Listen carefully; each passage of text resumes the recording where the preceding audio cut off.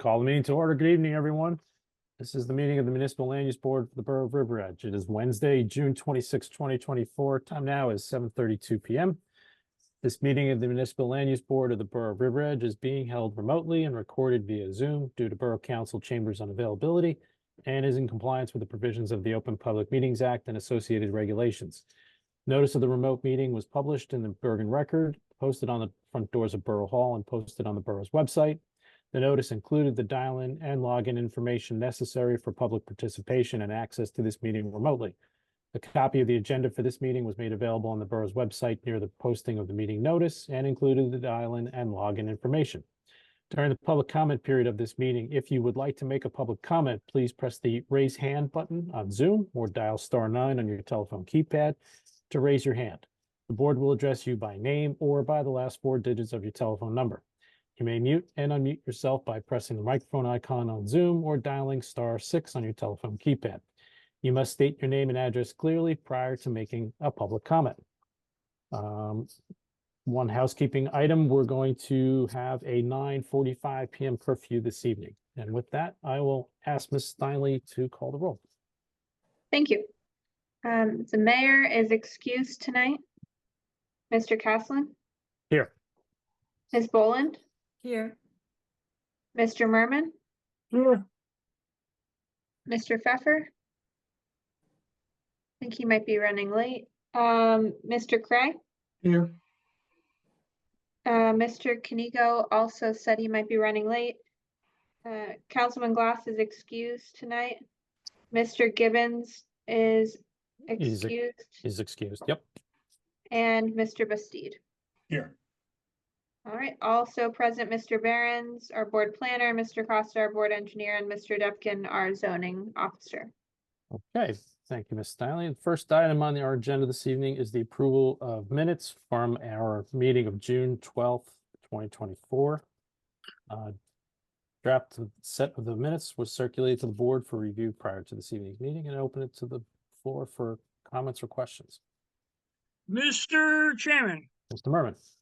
Due to my travel, I did not have a chance to review the minutes, so I'll have to yield on that. Okay. I did review them. I did not have any comments. I don't know if anybody else on the board had comments or questions. None. All right, there being none, I will look for a motion to approve the minutes as presented. So made. I think I have Mr. Merman on a first. Second. And Mr. Gray in a second. Okay. Just do a voice vote. All in favor? Aye. Aye. Any opposed? Any abstain? Mr. Bastide was absent. Mr. Bastide. Okay. So we'll mark that for the record. Okay. We're going to move on our next agenda item this evening under memorializations. We have a resolution recommending adoption of ordinance number 24-14, amending chapter 350, site plan review, and chapter 416 zoning of the River Edge Borough Code. A draft of the resolution was circulated to the board for review prior to this evening's meeting, and I open it to the board for comment or questions.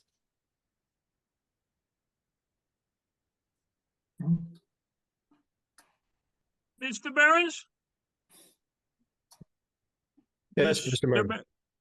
I'm here. This is the second go around on this ordinance. Has there been any changes since the last time we reviewed it? No, I think the last time it was reviewed at the board level, we had done the master plan consistency review. Right. The board generally found it consistent with the master plan. So this is merely the confirmation of that finding to be Okay. submitted to the council. Okay, so we're basically saying that it still meets the master plan and it's good to go to the mayor and council for their finalization. Is that correct? Once it goes to the mayor and council, they'll have the opportunity to adopt the ordinance. You know, the Okay. ball's in their court at that point. Right. All right. So, Mr. Chairman, if no other members have comments, I'll be ready to make a motion regarding the ordinance. Okay.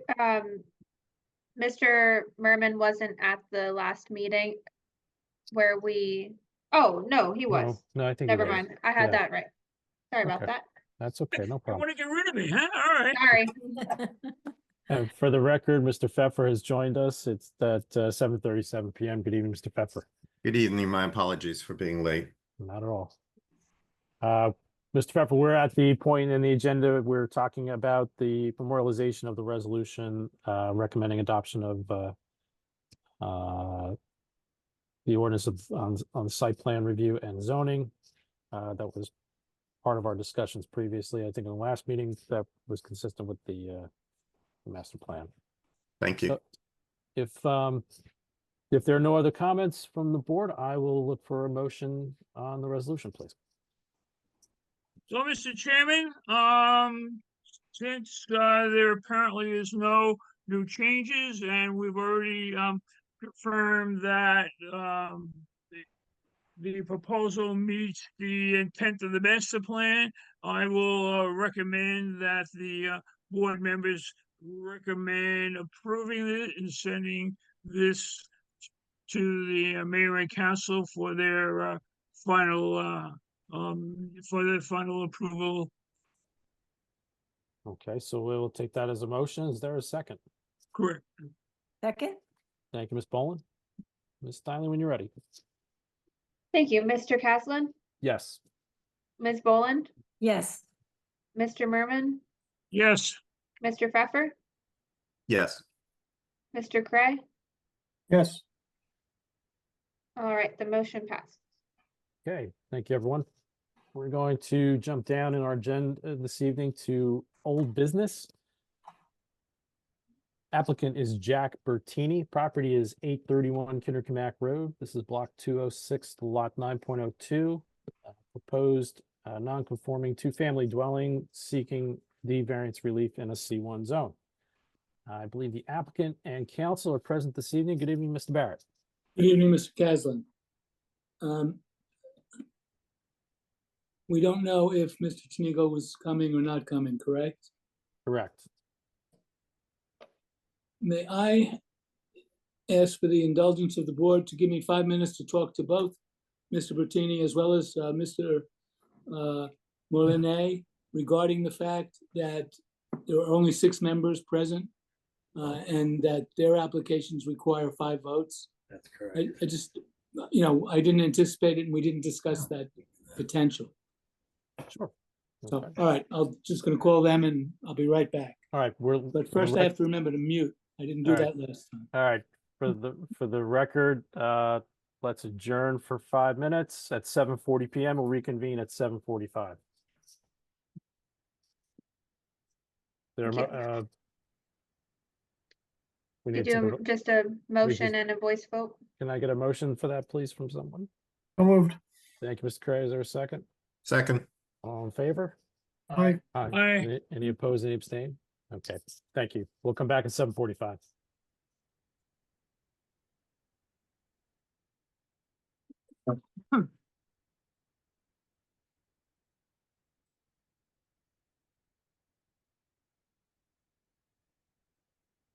My phone.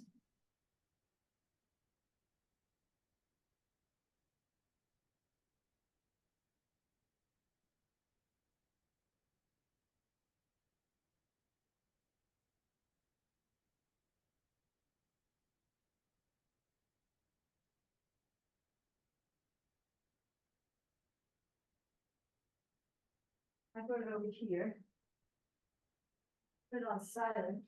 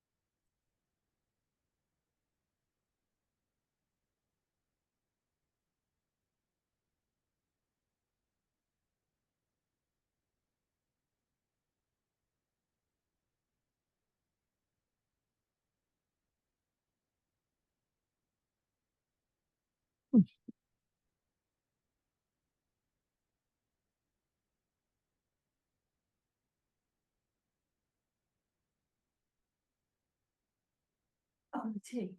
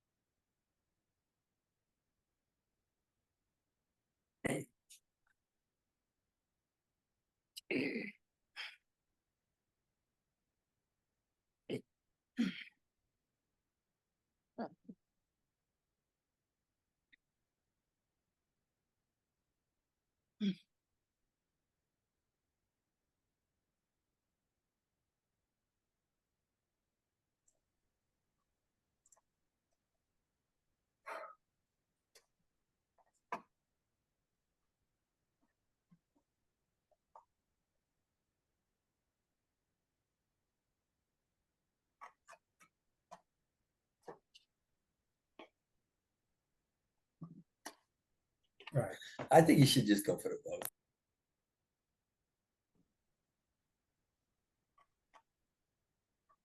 Okay, bring everyone back in.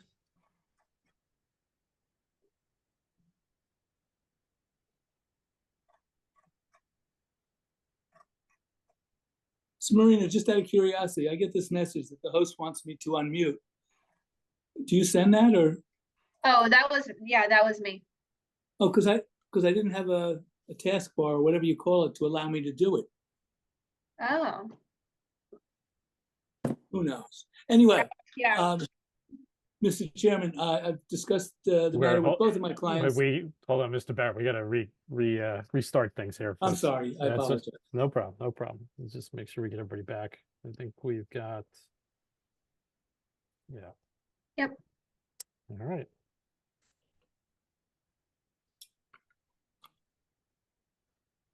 Okay, we'll recall the meeting to order again. It's 7:46 PM. Ms. Steinle, would you call the roll, please? Yes, Mr. Caslin, Here. Ms. Boland, Here. Mr. Merman, Here, Mr. Pfeffer, Here. Mr. Cray, Here. Mr. Bastide. Here. All right, all members are present. Okay, I think we have our professionals back as well. Mr. Barrett, turn the floor to you. Yes, sir.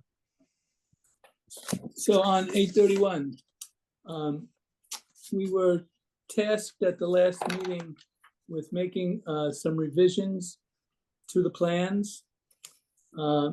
Those revisions were in fact made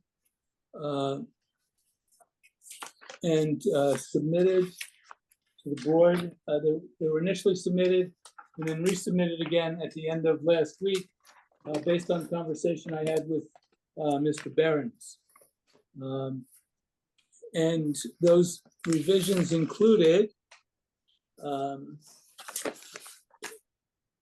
better labeling of the landing at the rear of the home, which provides the entrance to both the basement and then stairs up to the first floor. There had been some inconsistency between the site plan that Mr. Kufel had originally on the plan. That's been replaced with the most recent survey prepared by Mr. Lantelm. And that in fact showed all of the improvements that currently exist on the property, including shows the proposed window well that provides the second means of egress from the basement. There was a request that the spiral staircase on the second floor be removed. That has been removed. It's a circular stair or spiral, yeah. That's been removed. Also, a note's been added that there will be a fold-down ladder to access the attic, which is solely going to be used for storage.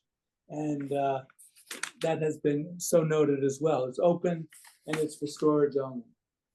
The egress windows have been marked. Again, there was a concern about a second means of egress from the second floor. So that's been outlined. And then we do have an exhibit that we would like to be considered by the board that was sent out this afternoon. And that was a clarification on the parking area.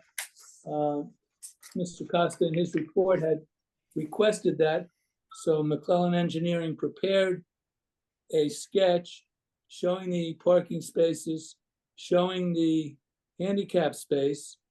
And it will lead to a minor change in that a portion of a wall, which is actually crumbling, is going to have to be removed to accommodate the parking and provide sufficient backup for the area.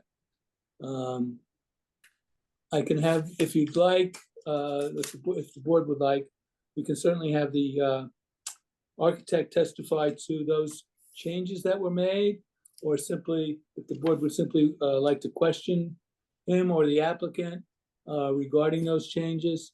We also, though, have a planner with us tonight who would be our final witness, unless, of course, as I say, you have questions for the architect or the applicant himself.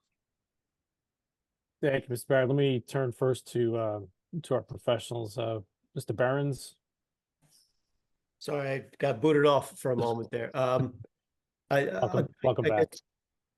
I heard most of it though, so I guess I'll just reiterate. So as far as new application materials, we have an updated property survey, which appears to be accurate. It reflects a new interior walkway and appears to satisfy, or again, accurately depict all of the existing conditions. We have updated architectural plans, which depict all of the revisions that Mr. Barrett mentioned, as well as the features mentioned in our latest memo and Mr. Costa's office's latest memo, as well as a site plan that I believe was submitted today or is being submitted as an exhibit. So, Mr. Barrett, maybe that's a good place to start off, is just showing that exhibit, the new site plan, and just, going over. I don't think we got very far the last time around, so I think we might have to refresh the board's memory a bit. Okay. So we're gonna mark this exhibit as A1, and just note, we'll need a signed copy eventually, Mr. Barrett. Correct. And in fact, assuming, I never assume, in the event the board looks favorably upon the application, we would ask that as a condition of the approval, that we comply with the other engineering requirements set forth in Mr. Costa's report. And we would have Mr. McClellan prepare those. The applicant, not knowing how the board is going to act on the application, did not want to have drainage plans drawn for something that may never occur. But I know in the past, the board has made that a condition of approval, and we are absolutely willing to comply with all of the concerns, engineering concerns that Mr. Costa has raised. But I think the primary one is the issue of drainage and somewhere.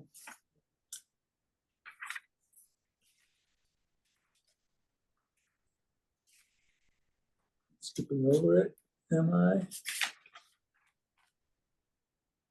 Yeah, stormwater management. So drainage calculations, site plan showing the location of the stormwater improvements, and soil testing. And all of that, we would ask be made a condition if the board looks favorably on the application. This is just a partial site plan, and really, because of the sketch that was originally submitted wasn't clear as to the parking, we wanted to clarify it as was requested in Mr. Costa's report. And I believe that Mr. McClellan has shown the dimensions of the parking spaces, has put in the handicap parking. There's been a slight change with respect to the parking spaces that are being allocated for the proposed office use, and it requires that a portion of the existing curb be removed in order to provide the proper size parking spaces. So there are a total of 6 spaces one of which is handicapped accessible. All right, and just as a reminder, Mr. Bertini, Mr. Carden, and Mr. Kufel were all sworn at the last meeting, so if you'd like That's- to have them testify. All right, so yes, perhaps we'll have Mr. Kufel just go over those changes in the plans. Just to quickly outline them to the board in case they weren't able to see them on their plans themselves.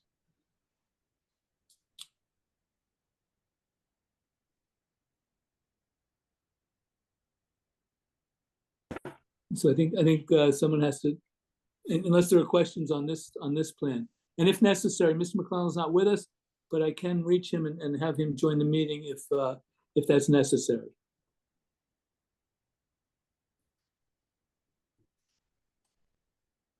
So if Right, so- Mr. Kufel could give an overview of the changes, that'd be great. On his plan, okay. Yep. So then I think we have to remove the, or stop sharing the. Oh, the- yeah. the drawing. We can talk about that too. We, first of all, the plans were revised a couple of times. One is we did decide to maintain the window well on the driveway side of the house. It scales out that a 3x3, which is required by the code, would still fit, and we would be able to make that work. If for some reason that the added concrete walkway is closer than the survey actually shows, we will probably just eliminate it.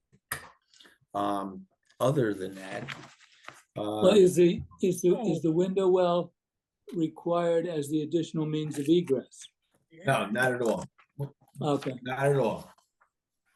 It's So not where a is- it's only a requirement if it becomes living space, and we're not proposing living space in the basement. The office is just an office, okay, okay?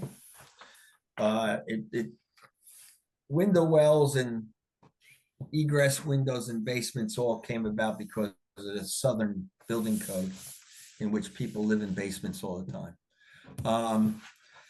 We took out the circular staircase and provided a fold down stair for access, and it'll only be used for storage. And we revised, one thing we did miss that we revised and circled was that the proposed kitchen on the second floor was not on the riser diagram, so that was added. And also the fact that on the window well was shown on the basement plan. And we petitioned off the office space that the client would like in size. And we provided, as we have on all levels, provided smoke detection and carbon monoxide detection. Kitchen access is still there. There's an opening between the living room on the second floor and the first floor. Our entrance is in the back of the building, and staircase that goes up to the first floor and down to the basement. That is pretty much it. It's didn't require any more than that. We show the landing, and you can see the basement stair labeled on the first floor plan, which is on the first drawing. That's about it. and I think there had been a request also that on the first plan, there was a square behind the spiral staircase, and there was a question as to what that was. It's my understanding that That's the roof. That's the, I- yeah. Yeah, that's I the roof of labeled the it as vestibule. roof. It is the roof area of the main entrance to the house. So not accessible from the open No. storage area. No, not at all. So it's only a one story. Okay, That's pretty much the changes or the additions of clarification that we did. Thank you. And Mr.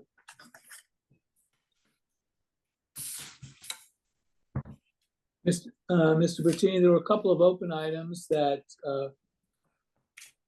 were on Mr. Costa's report.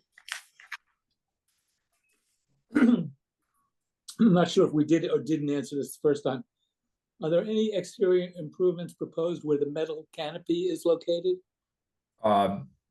No, the metal canopy was removed, and the concrete patio below where the metal canopy was is just going to remain as it's shown on the updated survey. Okay, so there's no change there. No. And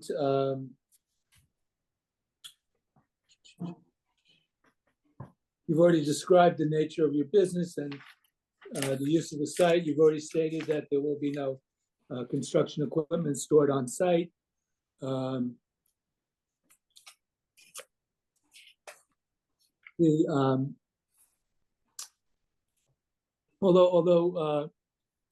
Mr. Kufel stated that an egress window isn't necessary, Mr. Costa assumed that's what it was, and I believe that the recent survey by Mr. Lantelm is indeed accurate, so that and I believe you looked at this issue, Mr. Bertini. There's no conflict, right, between that window well window and the. No, there's enough room to fit that window well Okay, inside the sidewalk. Inside no the wall. problem. And then you heard me state that you're more than willing, if the board sees fit, to grant you an approval to engage either Mr. Lantelm or Mr. McClellan to perform all of the work required for the stormwater management and drainage plan. Yes. And also, there was a question as to whether any trees are going to be removed. No. Nothing up here. No, it stays just like it is. Okay.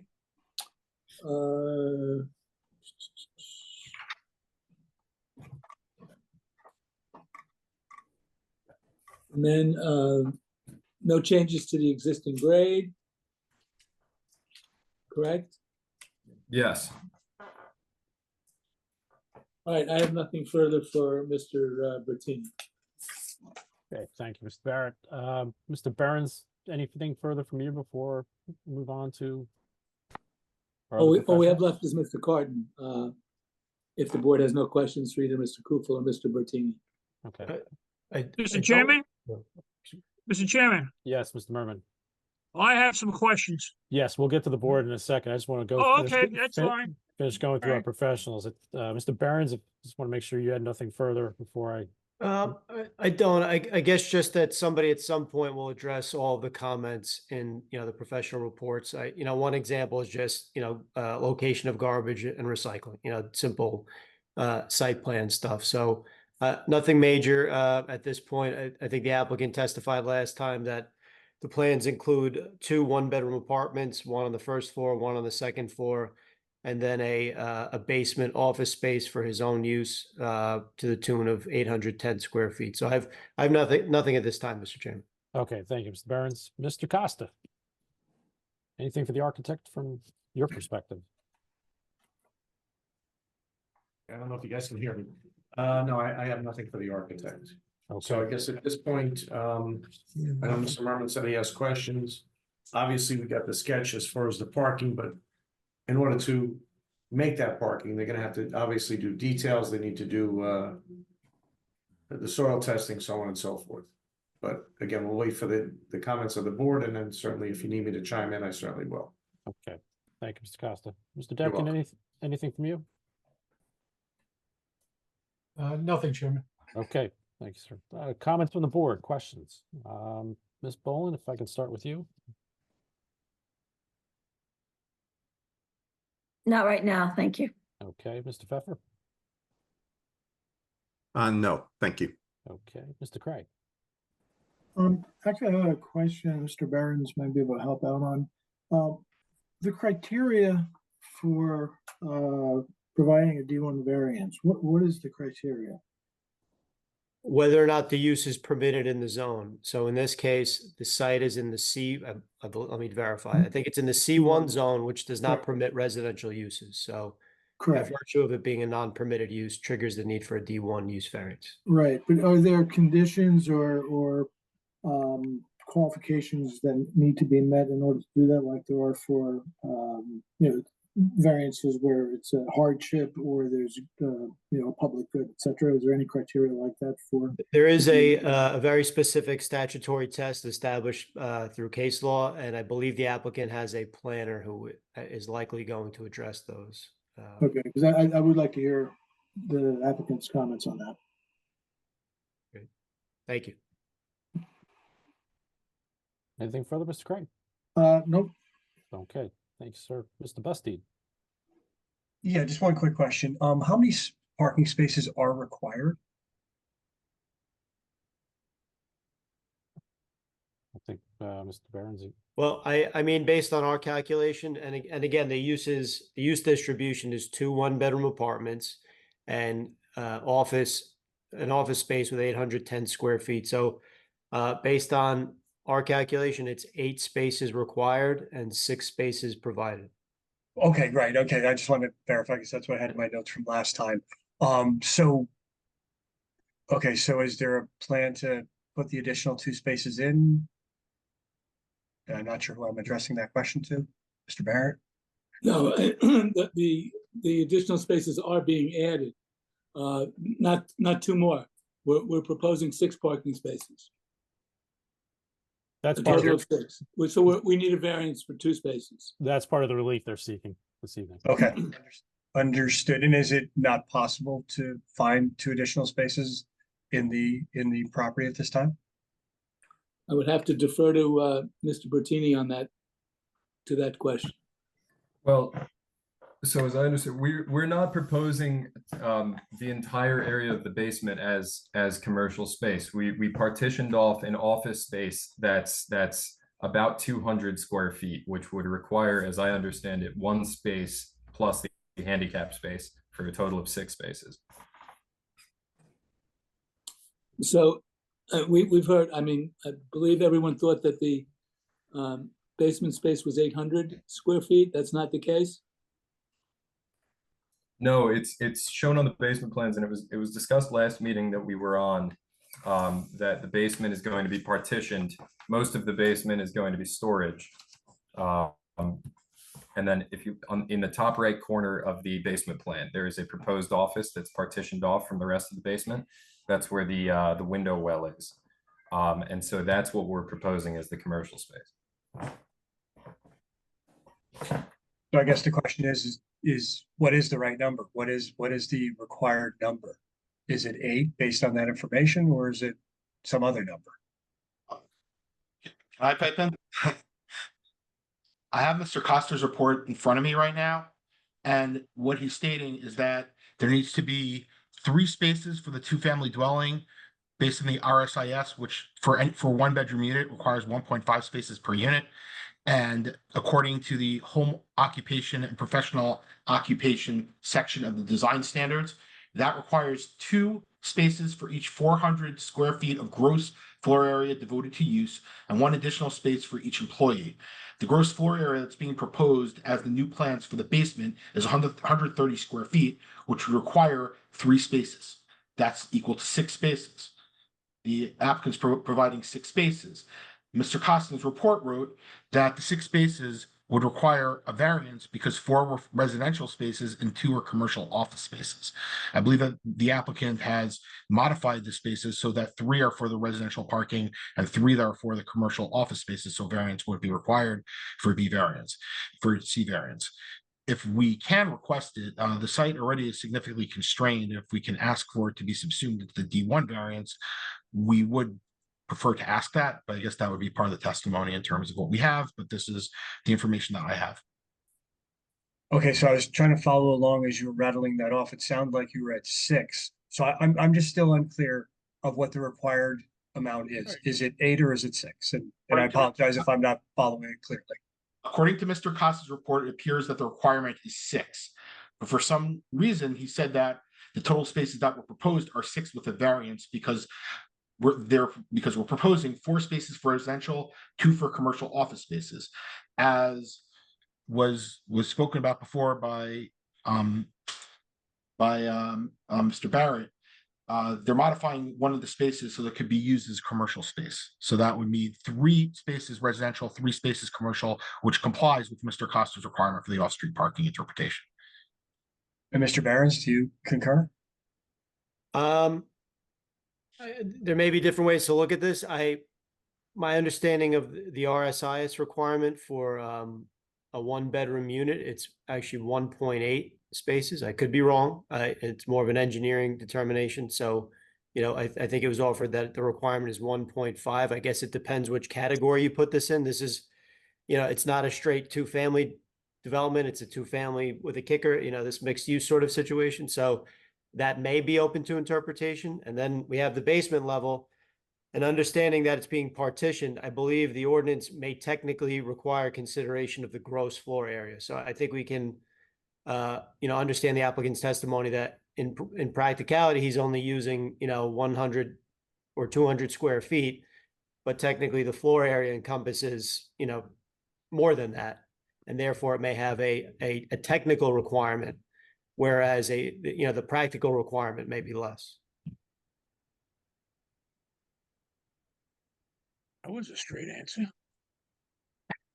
I know that didn't give a number, but so I mean that would get you 8. That would get you back to the 8. So I guess we're between 6 Okay. and 8. Well, let's do some clarity first. All right. So make sure we got the right plans, because I don't think you put them in the record yet, Mr. Barrett. So the latest plans, revision number 3, I believe, May of 2024, correct? They are dated up.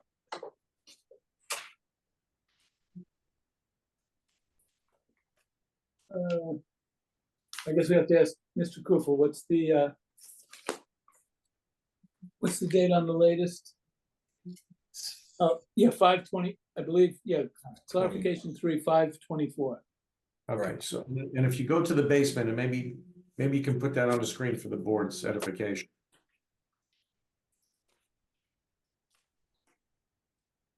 Not I lack those skills.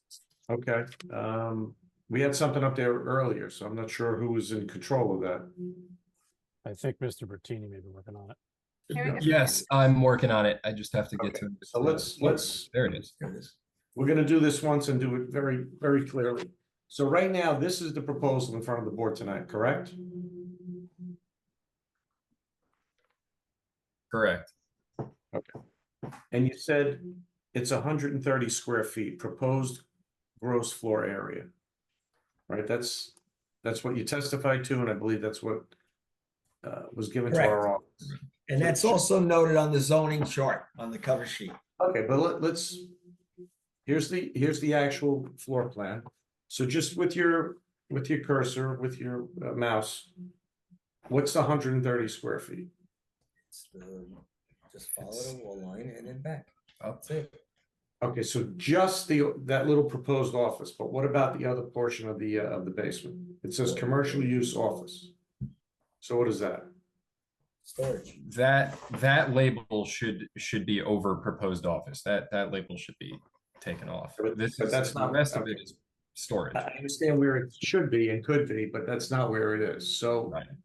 and I think that's what Mr. Barron's is saying. Do we take the entire portion? Because you don't say this is storage and then break it down in that. And I think that's where it lies. Originally, the plan said it's a 2-family, so under RSIS, you apply the 2-family standard, but in essence, it's 2 separate dwelling units. So I think you got to study it under, Tom, probably under garden apartments, correct? Oh, Jesus Christ. Different zoning.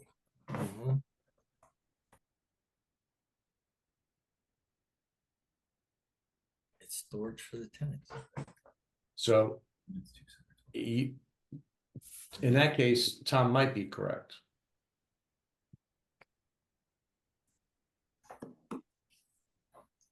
Let's see. So, Mr. Baird, are you requesting the variance for the 8 spaces?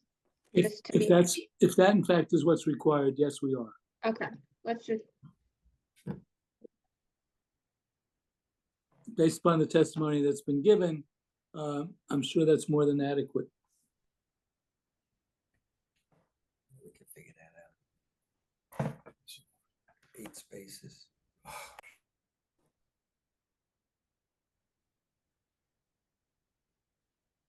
And again, if you go into a garden apartment use, 1 bedroom is 1.8 spaces per bedroom.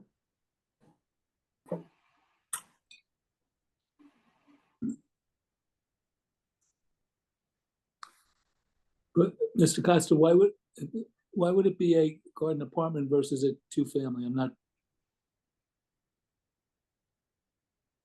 Well, that's the $1 million question. And I think that's what Tom is saying. Technically, it's not a 2-family. You have a commercial space. Now, I'm not sure if the commercial space is for the occupant of the 1 unit. yes, that's what's being proposed. Okay. Yeah, sorry, I didn't mean to open up a can of worms, but I think, you know, the applicant's planner could probably is qualified to address that, you know, when we get to that point. Okay, so should I wait for that part of the discussion to follow up with any questions? No, I think if you have additional questions, I would. No, that's essentially it, is that I was trying to get to the point of my recollection and Tom, Mr. Parent, you confirmed it. It was 8 required, there's 6 there. And I might have missed it, but I didn't see a variance for the additional 2 spots. And I guess now we're saying there's a request for the variance for the 2 additional spots. And my response back is there no space to put the 2 additional spots in, given that there's really no, excuse me, alternate parking on the street for this location?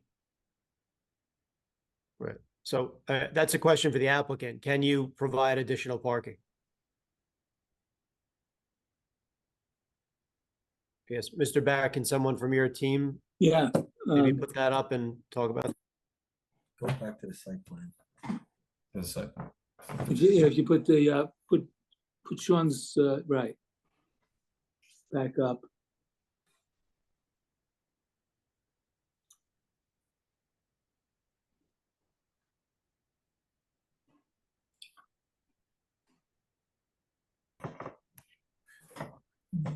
So is there any more room there for additional parking or that you can see?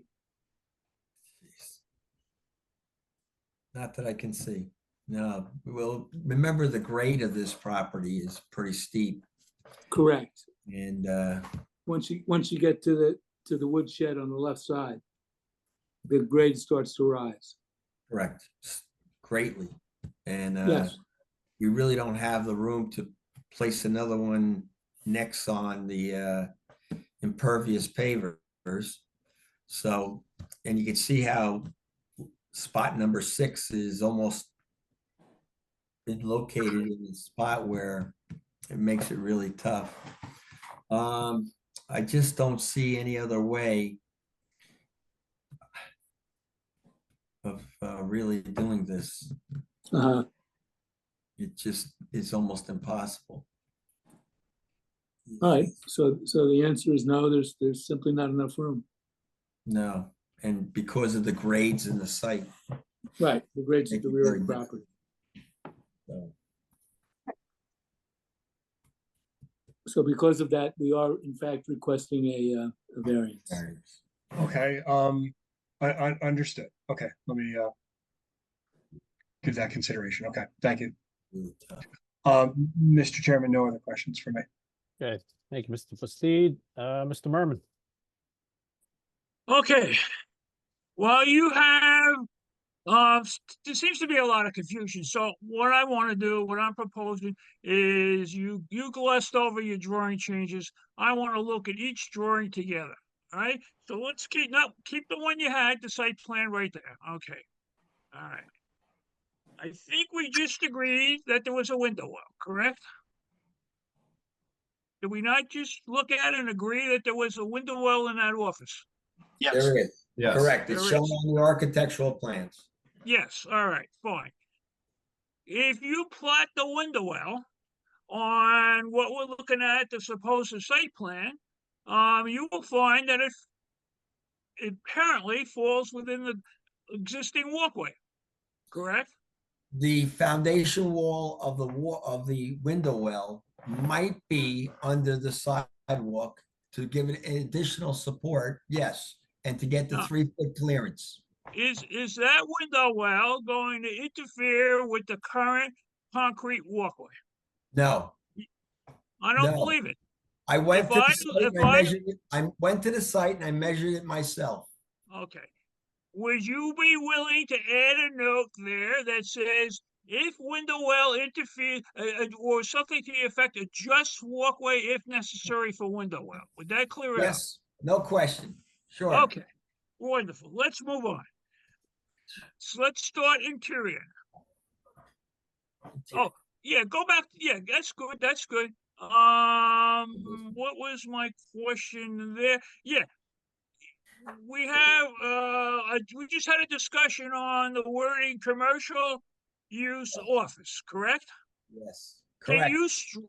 can you strike out the words commercial use office? And if, yes, that seemed to lead to the confusion for the parking calculation. Can you strike that out so there's no confusion? And can I label it storage? Yes, storage only. Okay, good. Okay, great. We're making headway here. Okay. Let's move, oh, by the way, you show your stairwell going down. All Correct. right? And we might get to this on a another plan, but that stairwell that you show going up actually comes into a rear entry. All right? Correct. I would like at some point to review that rear entry, but let's go on to the first floor. Show me the first floor. Come back. First floor. That, okay. That's an old set of plans. Is it? Yeah, that's what did that's we- not updated. then. Oh, yeah. You can hold that drawing for now. No, leave that drawing there. That's fine. I'll give you comments on that. Okay, Well, that drawing is not the up-to-date drawing. That's an old. Okay. revision. give me the up-to-date drawing. You got it? It's not much. Because actually, when you come in the back door, it's 3 steps up and then you. Yes, I want to review that whole situation when you're ready, so show me what you think is the latest.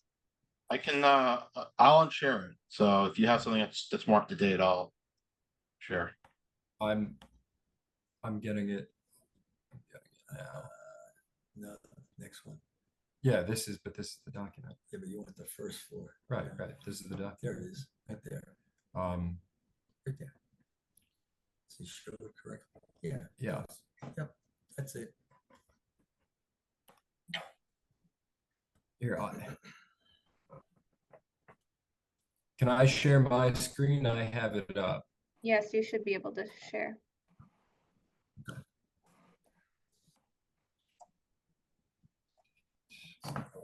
No, that's No, it's all the basement. That's the second floor. actually, This is the that's first it floor. right there. This is it. Okay,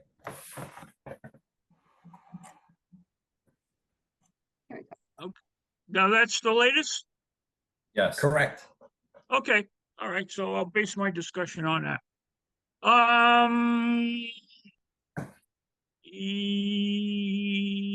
Yeah, that is Correct. right. Well, not necessarily correct. Show me where I see the rear door.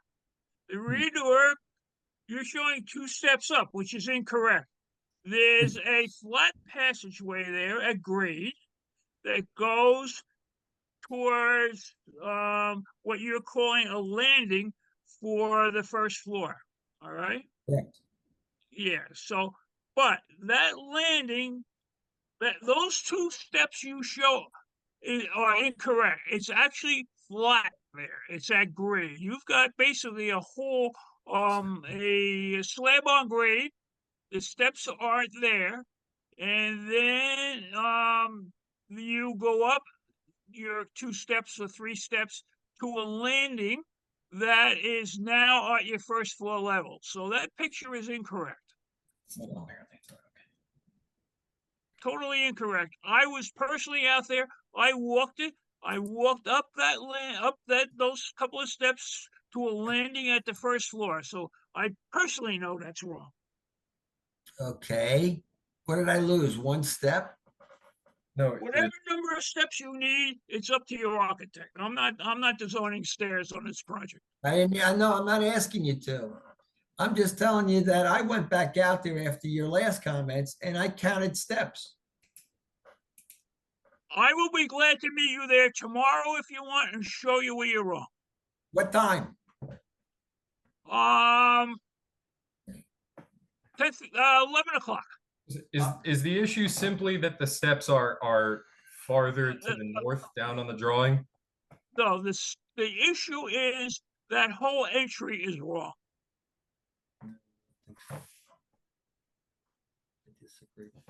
Mr. Barrett, could these plans, or Mr. Merman, could these plans be revised at a later date? No, there's too much confusion. At a later date, no. I'm not going to approve something that's iffy at this point. There's too much confusion on this project. Was, All right, and we got to also, eliminate this confusion. Mr. Merman, sorry to interrupt. Were these plans submitted to the board? Because I'm seeing notations on here that aren't consistent with what I was provided. They were submitted. The third set was not submitted until the end of last week, Mr. Chairman. Okay. Can I just say something? The plans we have, which are May 2024, do not have those steps. Are you sure you have the latest? Right. Yeah, is that the latest drawing? I believe it's the latest, but it may still have the same May 2024 date on it. Tom, you may just want to mark this as an exhibit and Yeah. proceed. Yeah, because there are notations on here, like the basement stair, for example, that's not on the set that's at least the review set I have. And there's another, the basement window. Could you scroll down to the date, the revisions on this PDF? Same. 3 zoning comments. Yeah. This is the But- latest. But this Yeah. has different, so the one that was mailed from Mr. Barrett also is labeled revision 3/5/2024, but it does not have all of those notes. So we're gonna have to mark this as Exhibit A2. And we'll mark it as today's date because we don't have these revisions. Okay, so how are we going to resolve this issue? Are we going to go out in the field and look at it, or are you just going to revise your drawings and come back next meeting? Hear the rest of your comments first. Okay, you want to And listen? then, I'll be glad to give you the rest of my comments, and then if you want, we'll decide a resolution. Does that sound fair? That's fair. Okay, very good. All right, so now we are on first floor entry. We don't need an alternate means of egress because you got a front door and a rear door, so that's good. Great. Now let's move up to the second floor.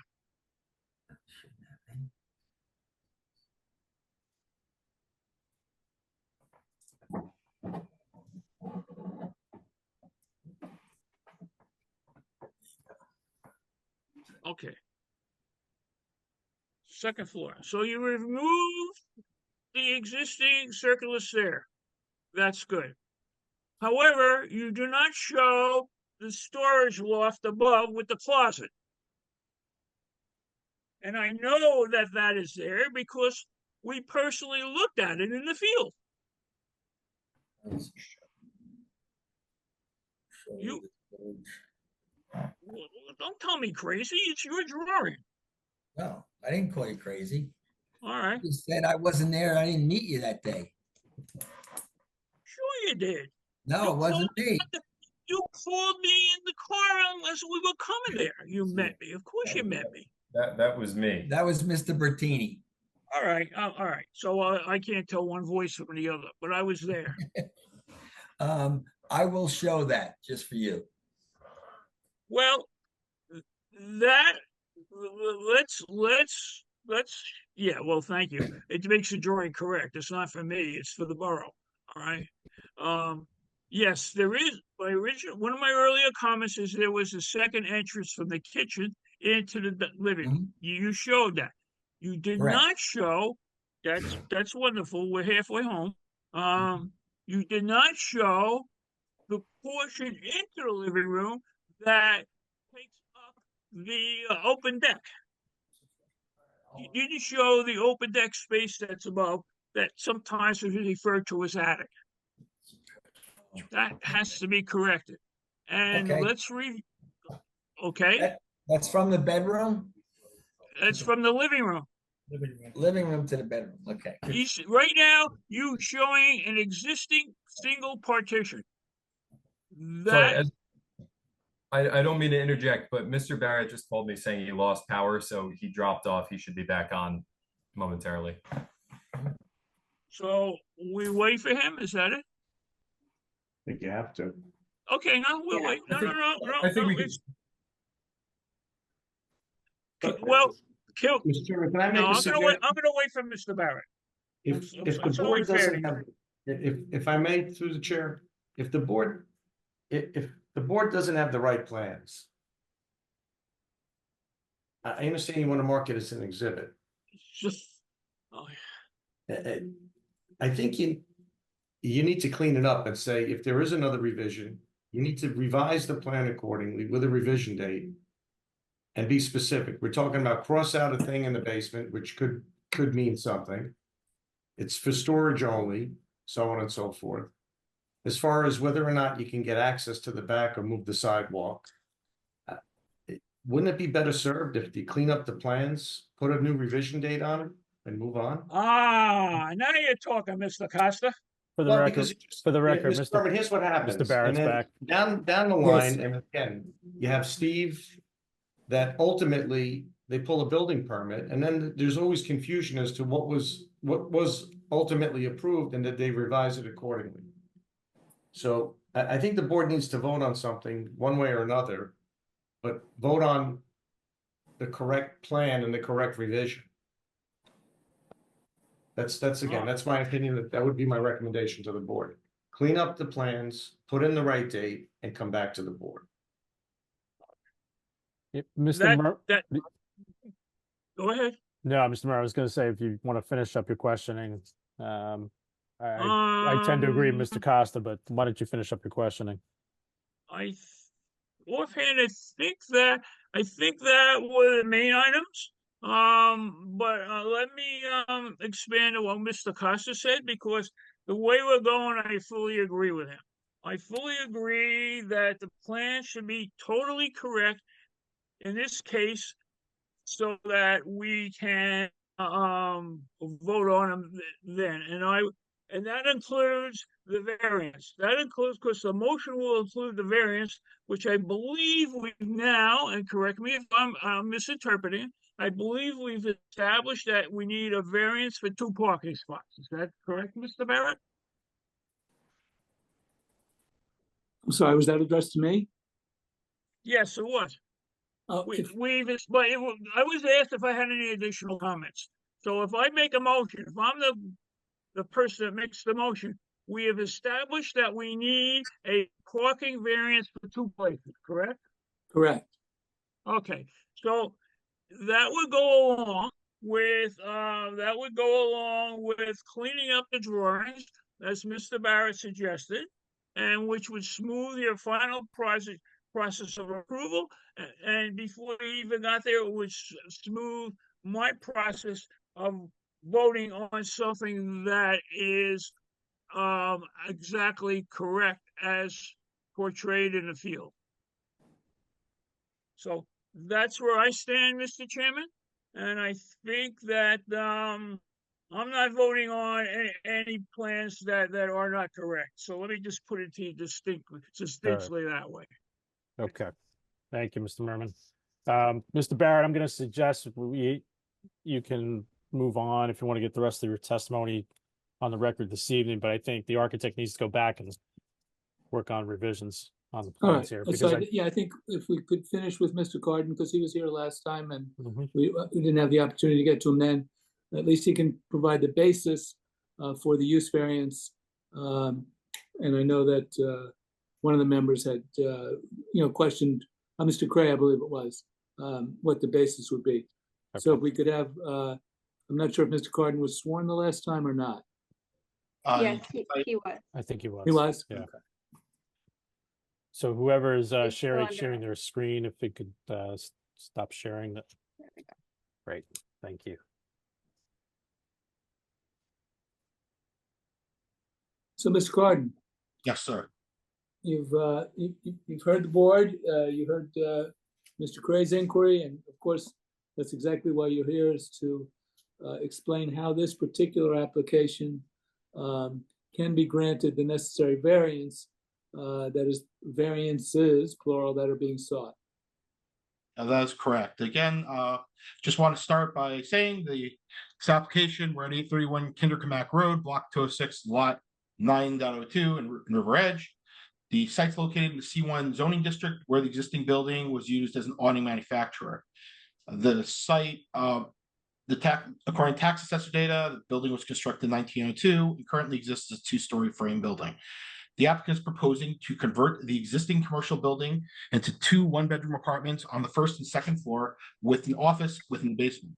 The applicant, as part of the application, will not be expanding the building footprint, and all modifications of the property will either be internal or to the existing building or to upgrade the existing parking area to permit the two-family use as discussed by the architect before. The applicant is applying for a D1 use variance as a remedy for the non-conforming use, and is also requesting a C variance, which I'm requesting that we subsume into the D1 use variance based on the Paleo versus North Brunswick case. So again, I just want to go into some of the surrounding uses. Again, the property is in the C1 zone. The subject property is bound by Kinderkamack Road to the east, which has commercial uses across the road, including River Edge Pizza Kitchen, Fuki Sushi, a nail salon, and office uses. There's commercial residential property to the south, Brightwire loans to the direct north, and a single-family residential dwellings to the west. Further north is a multifamily residential use called the Terrace, which I'll get to later in my testimony. The property, okay, we already went that. The property is also located within a quarter mile of the River Edge train station and is in River Edge and is in the commercial zone. Again, the proposal requires variances pursuant to NJSA 4055D 70D1 for the conversion of an existing building from the parish awning and canopy supply company to a two-family residential building with a professional office on the basement floor. The applicant requests, again, I already asked if we can subsume into a C variance within the D testimony, although my D testimony could also be utilized as a C2 argument if the board would prefer that. So I leave that up to the board, but I'll give my testimony regarding the D1 use variance. Municipal land use law sets forth the statutory positive and negative criteria for variance relief. It permits the zoning board of adjustments to grant a D variance in particular cases and for special reasons. The court have determined that special reasons include showing by the applicant that granting of the variance will effectuate the intents and purposes of the municipal land use law and advance the goals and objectives of the local master plan. This is the positive criteria of the statute. Then, to address the negative criteria, the applicant must demonstrate that the proposed variance can be granted without substantial detriment to the public good, nor will granting the variance substantially impair the intent and purpose of the zone plan and the zoning ordinances of the municipality. Additionally, the applicant for a use variance is obligated to address the planning issues raised in the New Jersey Supreme Court case Medici versus BPRCO. In accordance with the guidelines set forth in Medici, an applicant for a use variance must demonstrate that special reasons are satisfied by either showing that the proposed use is one which is inherently serves the public good, or that the proposed use promotes the general welfare because the proposed site is particularly suitable for that use. The MEDC decision provides that in conjunction with the demonstration of a negative criteria, an enhanced quality of proof must be demonstrated to indicate that the grant of the requested use variances is not inconsistent with the intent and purpose of master plan and zoning ordinances. So the site meets the positive criteria for the following reasons. So the first is criteria A, which is to encourage municipal action to guide the appropriate use or development of all lands in the state in a manner which will promote the public health, safety, and morals, and general welfare. Case law has determined that a site that is particularly suited to a specific use meets the general welfare purpose of zoning. The evaluation of suitability revolves around two questions: why the location is particularly suited to the use despite the zoning, and what unique characteristics make the site make it particularly appropriate. The site is particularly suited to support this use for the following reasons. The location of the site is a typical site that meets the characteristics of a proper downtown residential use as envisioned by the zone. The site is located near relatively busy intersections. The curvature of Kinderkamak Road limits the site distances from the northerly direction, and the site has a steep uphill slope on the frontage, which does not support ADA compliant access from the right-of-way frontage sidewalk, as all access to the building will require either climbing stairs from the street sidewalk, or access up the driveway, which is a steep grade. Most of the other properties in the commercial zone have direct access to the sidewalk along the right-of-way frontage of the properties, specifically the properties that are across Kinderkamak Road.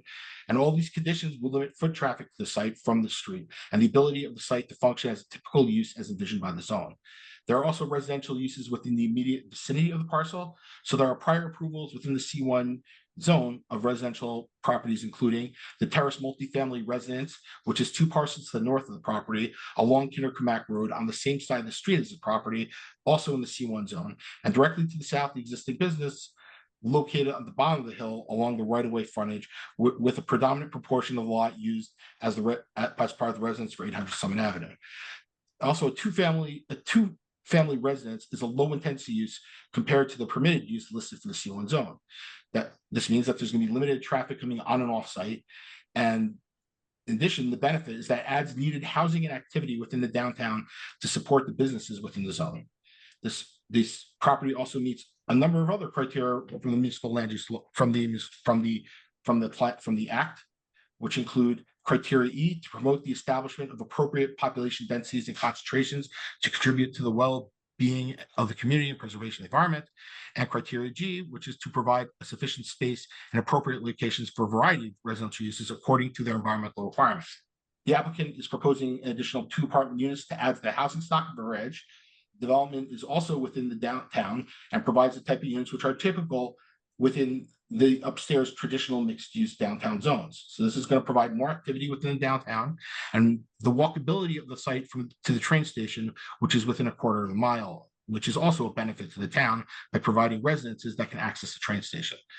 The project also meets criteria I, which is to promote a desirable visual environment through creative development techniques and good civic design and arrangement. The applicant's improvements to the site will provide a modern amenity rental space for apartment uses, which will increase the available transit accessible housing stock within the borough. The site will reuse much of the existing infrastructure and will not need to address the codes that a commercial building will need to address, which will result in a greater disturbance to the layout and design of the site. And the applicant will also be promoting more gardening uses on the back of the site, providing a better buffer from the current storage that exists along the site and better views for the neighbors along Summit Avenue. This project also meets criteria M, to encourage coordination of various procedures with a view of lessening the cost of such developments to more efficient use of land. The site is reusing the existing building with only interior renovations and internal modifications to the site, along with some site cleanup and improvements to support the residential use. Most of the uses promoted from the ordinances for the C1 zone will require significantly greater amount of parking on and off site and will exacerbate issues at the intersection of Kinderkamak, Lincoln Avenue, and onto River Edge Road, which is a low intensity use site, which means that this should be a low intensity site.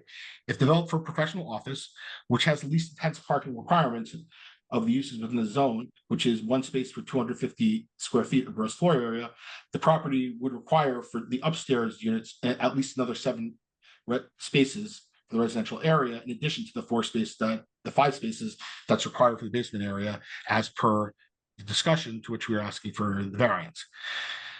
So under the current configuration, the site will require 8 spaces, which we're asking for 6 spaces in terms of for the C variance for the zone, which still, it's for this use. As you can see, even with the constraints of the site, there still are issues here. And going into the constraints of the site, within the parking lot itself, the way the lot is designed based on my visit to the site, there are steep slopes, and there's also constrained areas in terms of where the building footprint is. From where the shed is, there is a significant upslope that's going up to the garden area and requires steps that's going off the side to get to that garden area. So it really limits the availability of parking, and the existing pavement really only provides what's there. So, but all in all, that's creating a lot of the constraints that are available on the site. So the site also meets the negative criteria for the following reasons. The site will provide no substantial detriment to the public good, as again, the site is constrained by its location along Kinder Kamak Road, as well as the slopes and elevations that are along site. The development is proposing a low intensity use, which will not result in significant traffic during rush hour, as the vehicle is used for residents in 2 one-bedroom apartments, and the business where the applicant proposes to use as his home office, which is in the interest of minimizing the impact of vehicular traffic coming on and off site. Development will reutilize the existing building and improve the site with cleaning up the previous use and storage on the site, as well as providing good buffering uses from the neighboring residential uses. The site will also have no substantial impact on the zone plan. Within the most recent amendments to the reexamination report of the master plan development regulations dated May 13th, 2022, the report provides following recommendations in the specific changes recommended sections 2.3 on pages 3 and 4 with regards to amending policy statement for objective 2 for the 2020 reexamination report, which states that multifamily and mixed-use developments should be considered within a quarter mile of the River Edge train station for properties north of River Edge Road, and prohibit such uses in single-family neighborhoods. This is a multifamily use that's located within a quarter mile of the River Edge station that's north of River Edge Road, which is not encroaching into a single-family neighborhood. By introducing a two-family use in a commercial area, is fulfilling this goal to introduce residential uses near the train station. With this, that would be at least one start. With that, within 2020 reexamination report of the master plan development regulations, while not an exact recommendation, in section 2.2, which addresses the land use issues of the 2009 master plan redevelopment report, the following recommendation is addressed by the site in creation of mixed use development, where the borough intends to review planning alternatives to address problems associated with parking, aesthetics, vacant commercial spaces, and undersized lot configurations that characterize the area of the Kinder Kamak corridor between River Edge Road and the borough of Oradell border to encourage investment in lots and semblance. While this use is not permitted within the zone, it could be a planning alternative to address a vacant commercial space on a lot that, while not undersized, due to its topography, have physical constraints that do not allow for the full utilization of much of the site. As stated before, the Medici decision also requires an enhanced quality of proof to be demonstrated to indicate the grant of a requested use variance is not inconsistent with the intent and purpose of the master plan zoning ordinances. The applicant must also reconcile the use proposed within the ordinance's omission of the use from those permitted in the zone. This means that while adding 2-family residence as permitted use within C1 zone might not be the intent of the master or zoning plan, it does work for the specific property for the following reasons. The slopes and physical constraints of the site limit how to best utilize the site, which is configured differently than most properties along Kinder Kamak Avenue Road within the commercial district, which typically have access from the sidewalk directly to the front door of the commercial operations. The existing building is set back from the right-of-way and sidewalk, which is less accessible than a typical commercial building.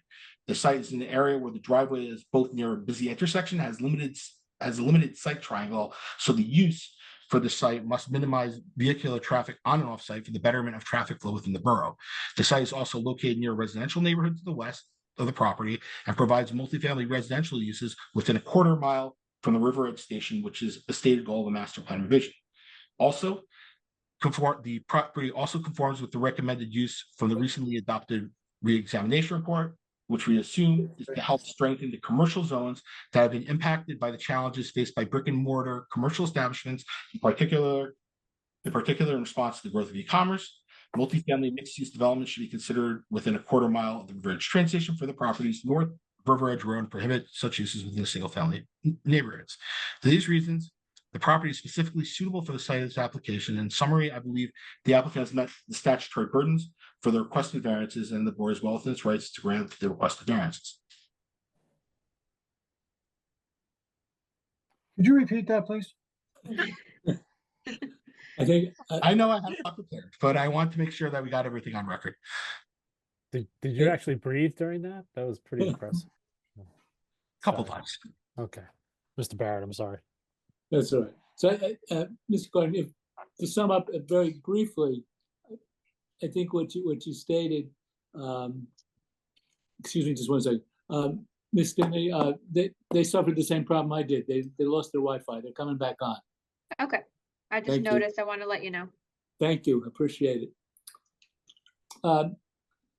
The proposed use is less intense than what the ordinance permits, Correct.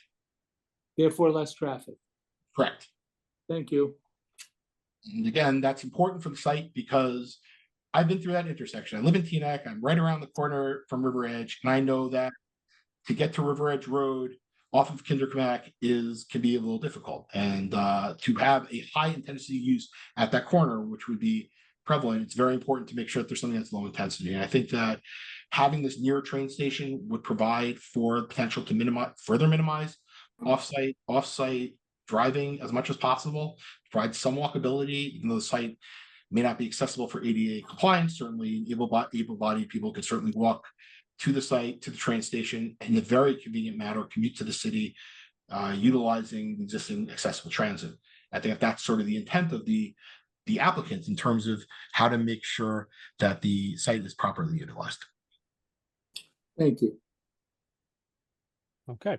I'm gonna turn to our professionals. Mr. Behrens, I'll start with you.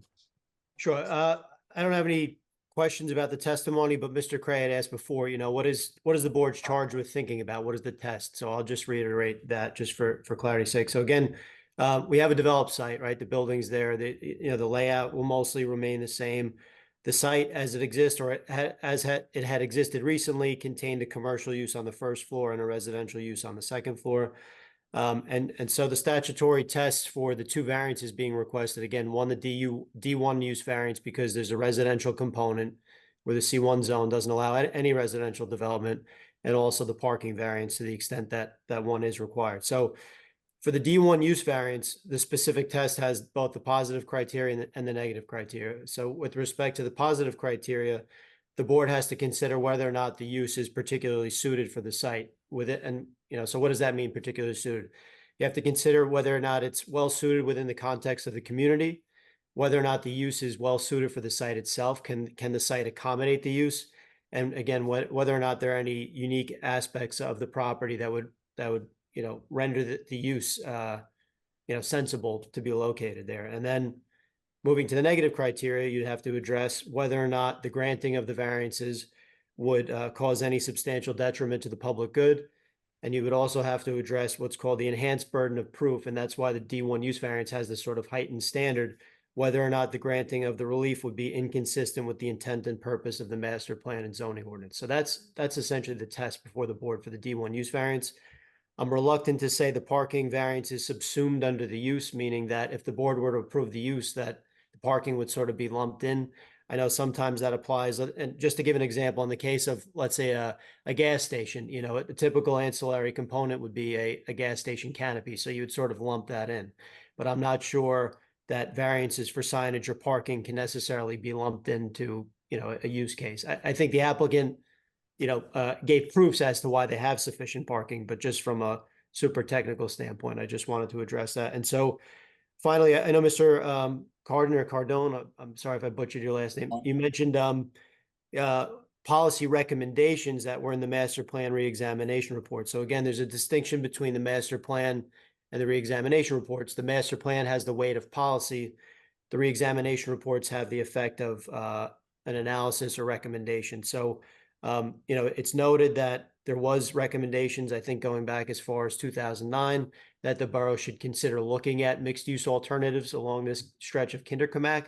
It hasn't taken that affirmative step, but it's been reiterated twice now by the planning board. So, I think the board, can consider that somewhat. But again, just to put that in the appropriate context. So, I'll end there, but I think the applicant gave, plenty of testimony for the board to consider. But again, that's the test by which the board should vote on. Thank you. Okay, thank you, Mr. Burns. Mr. Depkin?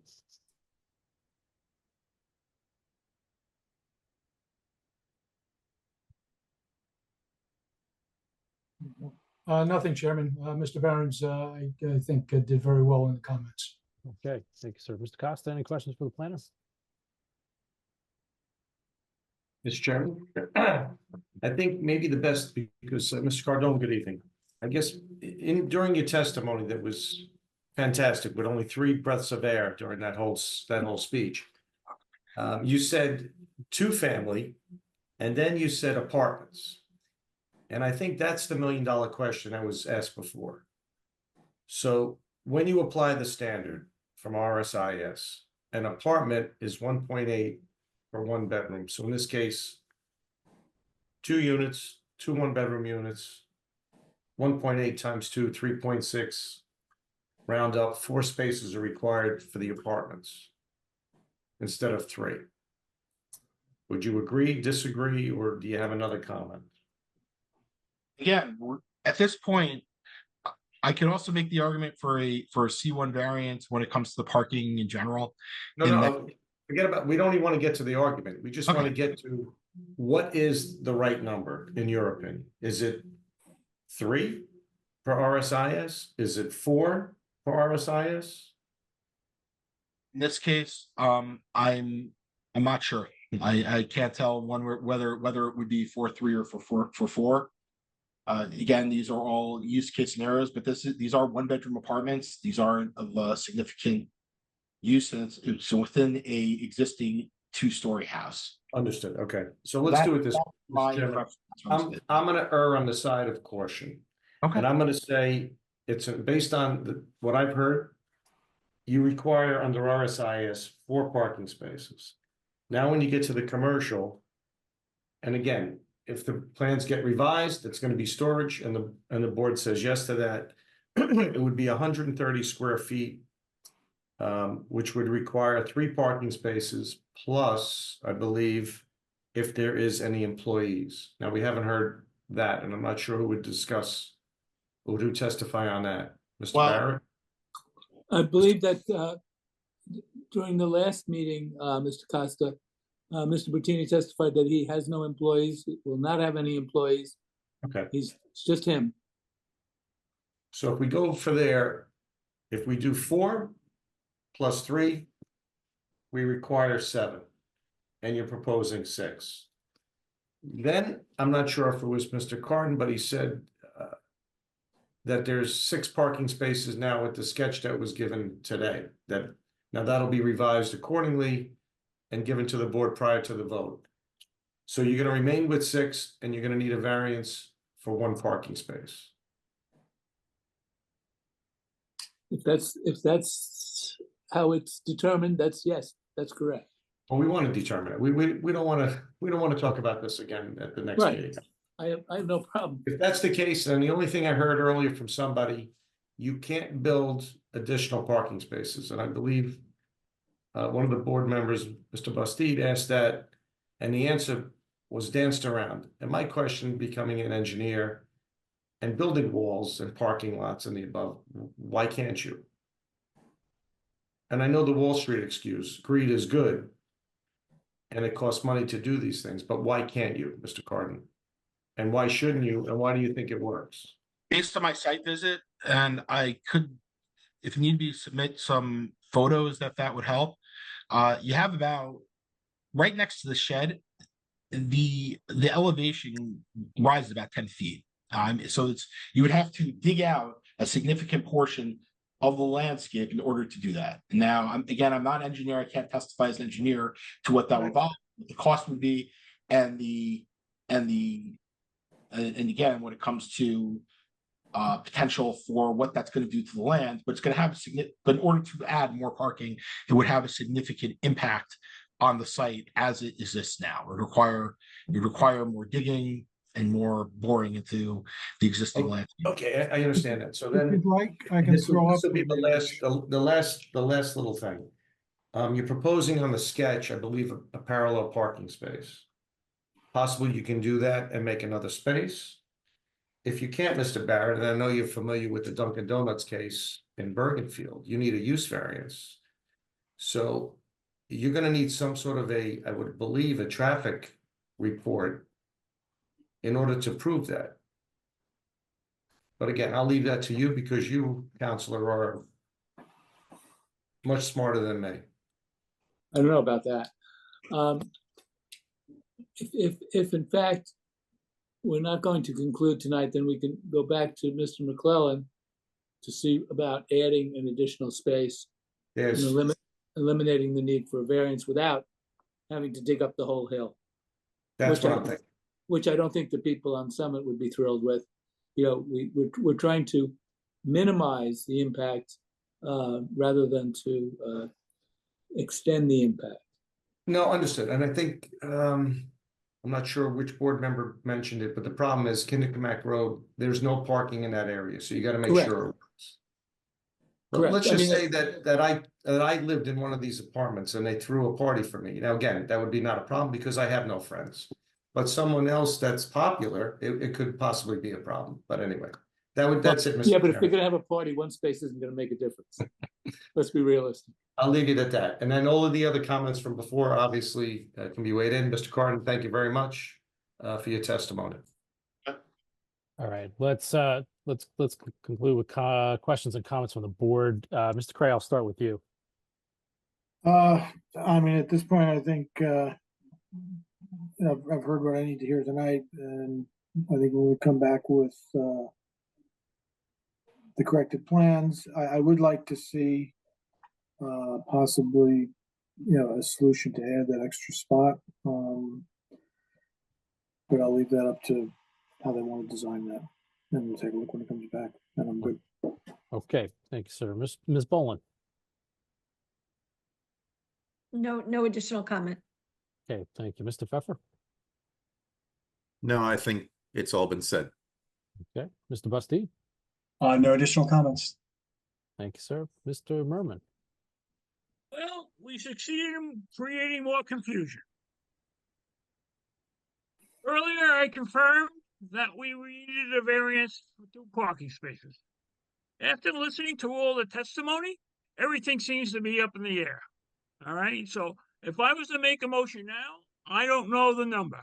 So we've got to come up with a number before I can make a motion.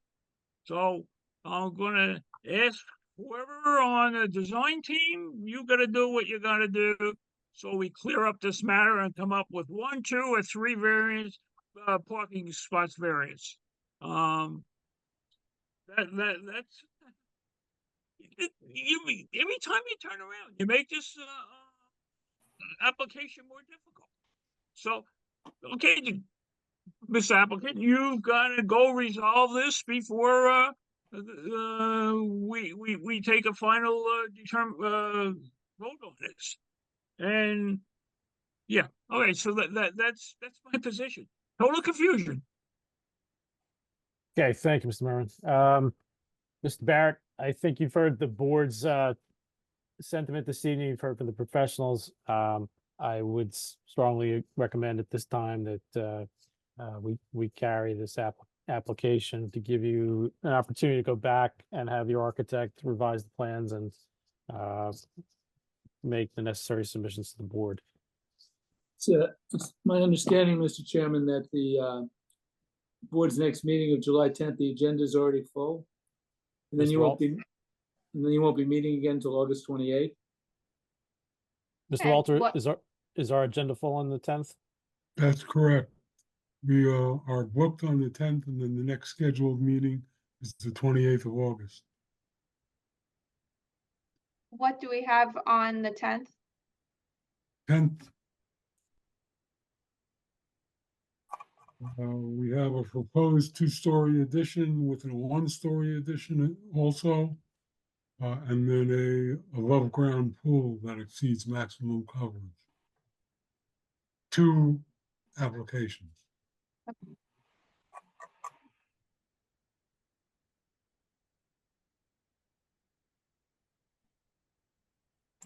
Okay, two separate applications. Those are two separate properties. It's not all one. Correct. Okay. So that puts us into August, Mr. Barrett. Yeah, the other option is to resurrect one of the summer meetings, call it a special meeting. But that's up to the board. So what were the other two dates that we had tabled or for meetings? After there was obviously the later one in July and the beginning one in August. Be the 24th and the 24th of July and the 14th of August. 14th of August. And I'm not here the 14th of August. All right, well, I think that solves that problem. So let me turn to the board. Would the board have a strong objection to revival of the July 24 meeting date to continue this application?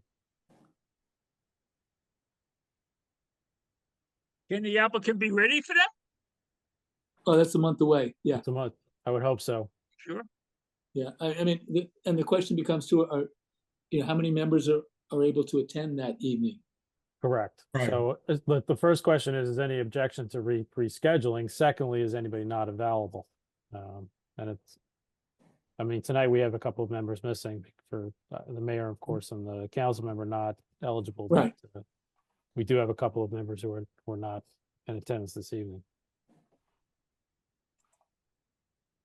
Based on the schedules, as you understand, for the board members now, is anybody not available on the 24th? Works for me. Okay. All right, I'm going to take silence as being golden. Everybody is available on the 24th. That said, Ms. Steinle, are you available on the 24th? Mr. Behrens? Mr. Costa? Yes. I am, yes. Okay. All right. So, All right. and we'll get the Yes. plans in by the, 10 days before. right, At at least more. Yeah. All right. All right. Whatever that is, 24. Yeah. Okay. The 10th before your next meeting. Okay. We'll try and get them in by then, or we have 2 days after that if need be. All right. So, Mr. Barrett, since We appreciate it. we're reviving this, let's make sure we get our ducks in a row, please. Yes, sir. And so that we can bring this to a conclusion. Thank you. I appreciate it. Yeah. Right. So we'll just need a motion to carry it to the July 24th meeting. Okay. May I have a motion from the board to carry, please? So moved. Thank you, Mr. Craig. Is there a second? Second. I think I got Ms. Boland by a hair. Can we do a voice vote, Ms. Snyder? You want to do it? Yes, that's Okay. fine. Okay. All in favor? Aye. Aye. Any opposed? Any abstain? Okay, the motion passes. This is the application for Teeny, 831 Kindercamack Road, Block 206, Lot 9.02 has been carried to July 24. Ms. Steinle, do we need to, no further notice is required? No further notice will be required, and Mr. Barrett, you agree to Consent. Send the time to the extend board to time? make a decision. Absolutely. Okay. So if Okay. anyone's here for public comment on this application, it'll be carried to July 24th. Okay. Gentlemen, good evening. Thank you. Mr. Barrett, I believe you're sticking around. I am. Okay. Next item on our, Mr. Merman? Mr. Chairman, can we take a 5-minute break, please? We can. Or even 3 minutes? Why don't we, okay, let's reconvene at 9:50. Or you could go on introducing him and I'll slide out for 2 minutes. Well, why don't we we'll give everybody a 5-minute break. We'll come back at 9:15. Great, thank you. Okay. A motion to adjourn for 5 minutes. So moved. Second. There's second. All in Second. favor? Aye. Aye. Any opposed? Any Aye. abstained? We stand adjourned until 9:15. We'll call the meeting to order. Ms. Steinle, if you would call the roll, please. Yes, Mr. Caslin, Here. Ms. Boland, Here, Mr. Merman, Here, Mr. Pfeffer, Here. Mr. Craig, Here. Mr. Bastide. Here. Thank you. All Okay. members are present. Thank you, Ms. Donnelly. We're going to move now on our agenda this evening under old business. Applicant is Martin Moline, 800 Summit Avenue, Block 206, Lot 11. This is an application for approval of a proposed pool house, pergola, outdoor kitchen with an existing garage and guest studio, seeking 3D variances, 2C variances. Good evening once again, Mr. Barrett. Good evening, Mr. Chairman. May I preface with, I know the board established a curfew. If we could have a little indulgence, we hope to be able to conclude tonight. I don't think we would run much past that, but if the board would consider that, we would appreciate it. Any objection from the board to indulging Mr. Barrett and the applicant past 9:45 this evening? Okay, yeah, we Thank you, Mr. Chairman. We can do that. So we submitted revised plans on this project as well. And we also submitted, I believe it was yesterday, perhaps it was this morning, a summary of the changes on the drawings. And if I could just very quickly go through those. Of course, if there are any questions for the architect or for my client, they'll be happy to answer them.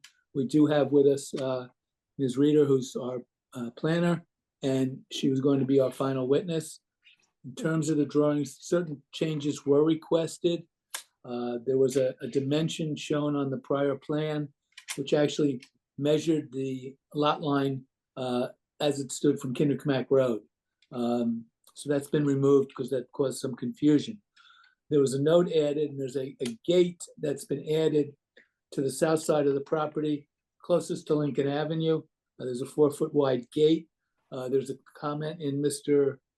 Costa's most recent report that it leaves you, though, above grade, and that will be addressed because once again, there are a number of engineering comments which my clients will comply with 110%, but a lot of them are expensive to comply with, and there's no problem if the board sees fit to grant an approval to this application. There's a note added about a new permeable paver walkway that's being added for that new gate access. The calculations of the existing versus proposed have now been provided both for the building and then there was a separation also that we provided the coverage on the C1 portion of the zone versus the R1 portion of the zone. That's all been set forth on the revised plans. Also, the exterior elevations have been updated to more accurately reflect the fact that the pergola is separate from the main pool house structure. They're not connected. With that being said, I know that Mr. Costa's updated report, there's just one inconsistency. His general comments, item 5 on page 3, talks about confirming the proposed pool house or existing guest studio will not be used for living space. The same comments in item number 9, and on 9 he says that's been addressed, no further comment required, and on 5 he says it remains open. So I think it was answered that it's, the studio above the garage is solely for personal use, visiting friends, family, whatever. No one else is going to be staying there. This is as large as it is, which most of us aren't used to, it is a one-family dwelling, and the entire property is going to be used by one family, and that is the Molinay family. And the parents and children and in-laws, we heard about that Mrs. Molinay's family parents will be moving in as well, and they're able to provide for them there. And as I said too, there's a number of questions of an engineering nature which really don't bear on the use of the property, obviously only to the extent that it could affect the use or impact someone else. That's what Mr. Costa wants us to address, and we are more than willing to do so and make that significant investment if the board was to see fit to grant an approval. So having said all that, I don't know if any of the board members or the professionals have any questions regarding the revised plans, or if I should simply call upon Ms. Reader at this time to testify. Well, let me just check with the professionals first. Mr. Behrens? Sure, good evening. And at the first hearing, my colleague, John Zabel, was in attendance, but I did get his notes. So I think there were a few outstanding questions which may or may not have been resolved at this point. One was that the utility connections get sorted out. Again, that may have been resolved. I think the one primary aspect at this point was the board had requested emergency access, essentially where the rear of the property meets Lincoln. So there was a new feature added to the plan, which I think is a permeable paver walkway, which leads to a gate. But then there's a question of how do you get down the wall from the gate? And so I think that's one aspect that needs to be resolved. I think there's a solution there as well. And so, you know, I would just ask the applicant or Mr. Barrett, you know, how you guys intend to address that concern of the board. Well, with all of the engineering work that's going to be done, that'll be part of it. To you know, to devise something that's workable, both from the emergency access standpoint as well as, you know, a practical use by the family if needed. So, you know, once the site engineer is retained, then all of those items will be addressed to, you know, to Mr. Costa's satisfaction, since he is a very reasonable man. I'll leave it at that. I have nothing further, Mr. Chairman. Okay. Thank you, Mr. Behrens. Mr. Depkin? Nothing again. Okay, thank you, sir. Mr. Costa? Mr. Chairman, when Mr. Barrett said 110%, what more can we ask for? What more can I say? So I think it's fine. And I agree. If the board grants the use variance, obviously, then they can go forward, get an engineer, and then clean up all of the comments. The retaining wall, I would imagine you cut the retaining wall, build a new one, build a platform and stairs to get it obviously up. I don't think you're gonna jump off the wall. I don't think that was the intent. So I'm sure that'll be corrected and cleaned up also. But with that, I mean, Caroline is here. I love tonight. You know why? Usually she's beating me up in the town that she represents, but please go forward. Thank you. Thank you, Mr. Costa. Questions from the board? Start with. Yes, I have a question, Mr. Chairman. Mr. Merman. Actually, it's a reminder. Mr. At the end of the last meeting, I asked you to submit a structural engineering report on the existing. Correct. That internal and along Lincoln. Right, and that would be part of the engineer's task, much as the board has done in the past. Most recently, at least to my knowledge, on the application on the building next to Bogart's, we came in with the medical people, and you wanted verification. Right, that's right. Yep. And we got it after the fact. So that we will do all of that. Okay, because I'm going to look for that before any resolution is made. Well, we'd like an approval so that we can then go and do it. So what guarantee do I have? Well, okay. Would you agree to holding back a CO until we receive that? Absolutely. Okay, that's good. And we got a solution. That's good. See, you're doing good tonight, Mr. Barrett. All right. We're getting okay. Good. All right. That's it, Mr. Chairman. My one reminder. All right. Thank you, Mr. Merman. Any questions, comments from the board on the revised plans? Okay, silence being golden. Mr. Barrett, I will turn it back over to you. Ms. Rader? Thank you, Mr. Barrett. You weren't sworn, were you, last week? She was previously sworn. Oh, see, I'm glad somebody has a memory. There you go. So thank you. Good evening, Mr. Chairman, members of the board. Caroline Ryder from T&M Associates. I'm here tonight to provide planning testimony in support of the application that of course was continued from your last meeting. And at that last meeting, we did hear testimony from Mr. Molinet about the property. And his wife, I believe he indicated his wife came home one day and said, I found a beautiful place for us to live and raise our family, or I'm probably paraphrasing. And then Mr. Molinet indicated that he went to look at it and it was a carcass of a beautiful building. The Molinets, like so many of us, are raising their family. They are looking for a community to raise their family, like River Edge. They also are part of the sandwich generation in that they have Mrs. Molinet's parents living with them or about to live with them.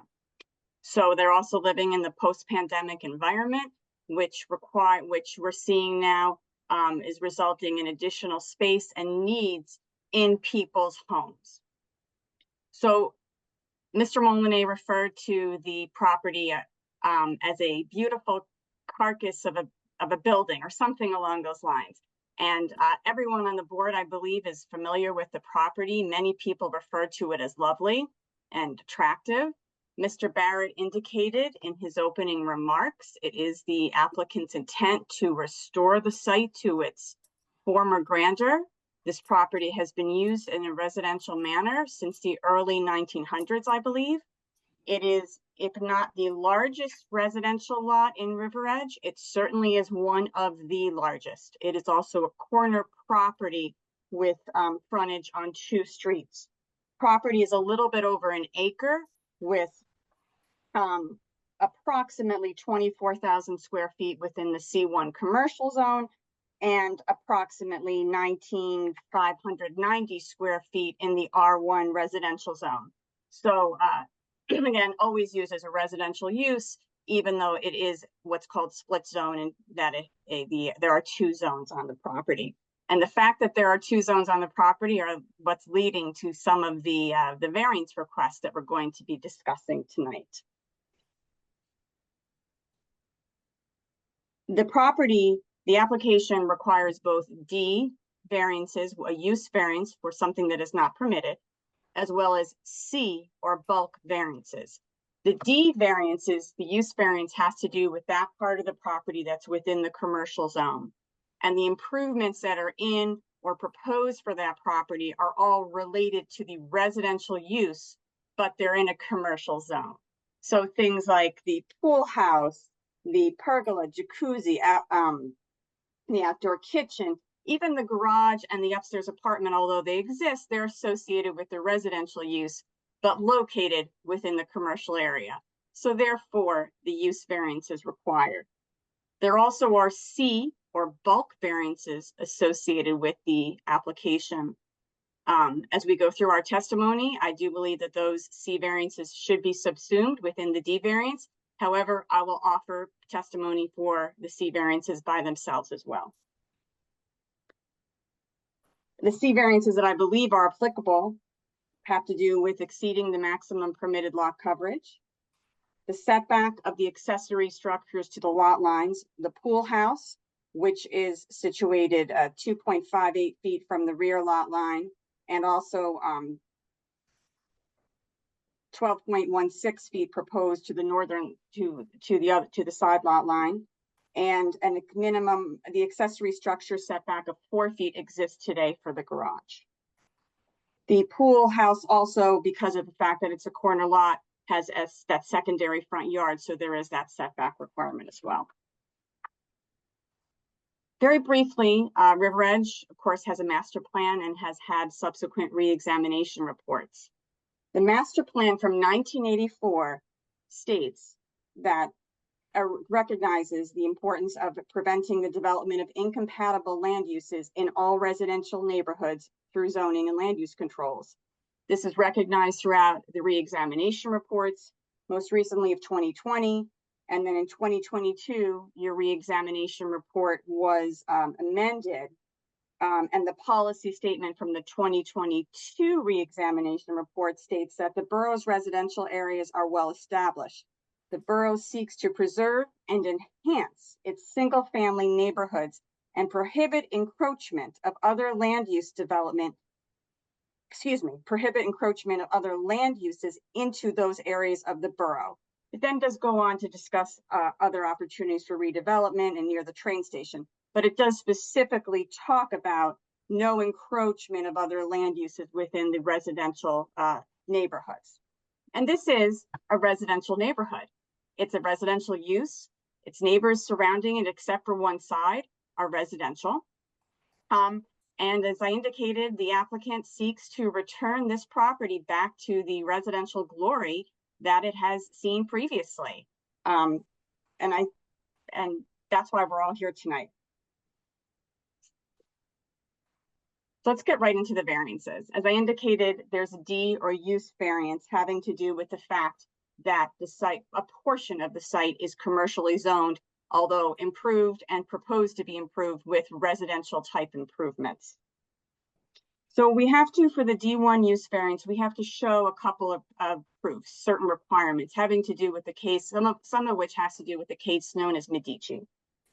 We have to show, and this is important, that the site is particularly suited to the use. That has to do with a use that is not inherently beneficial, such as a subject property, such as a subject application, excuse me.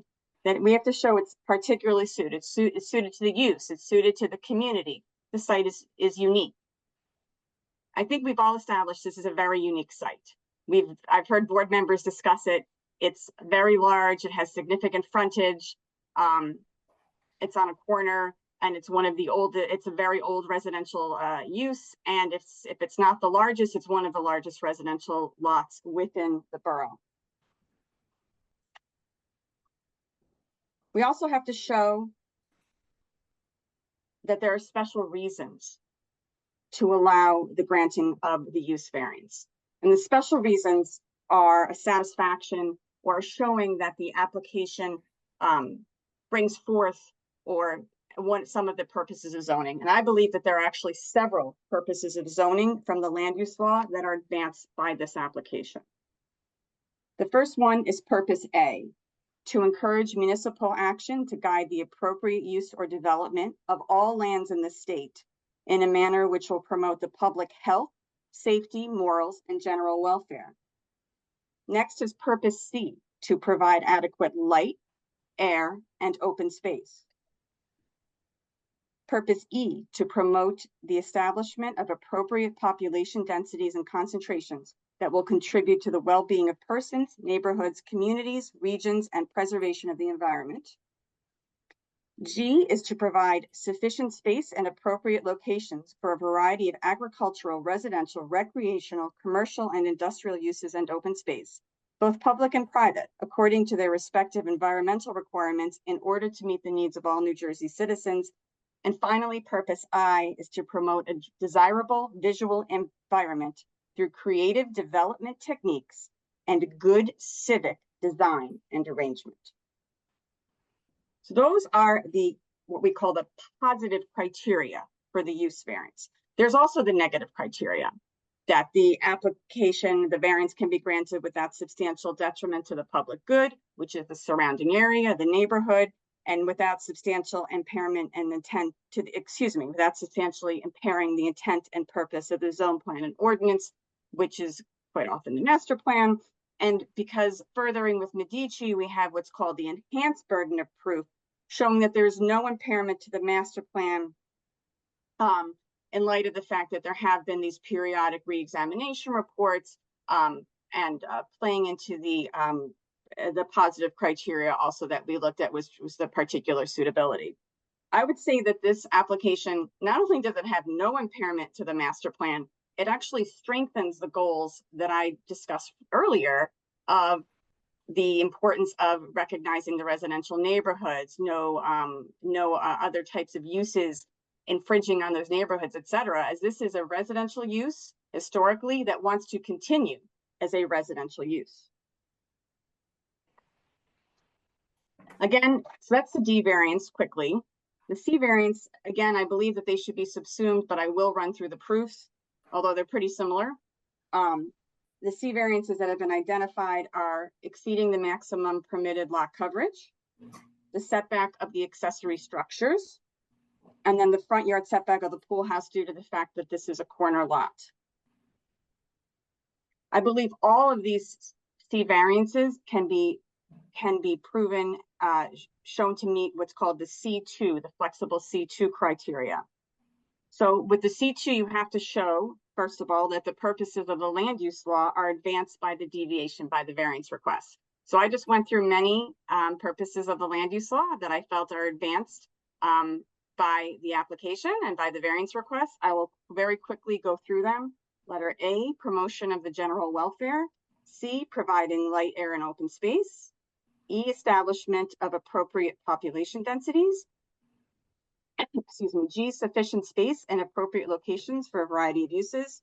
And I, promotion of a desirable visual impact.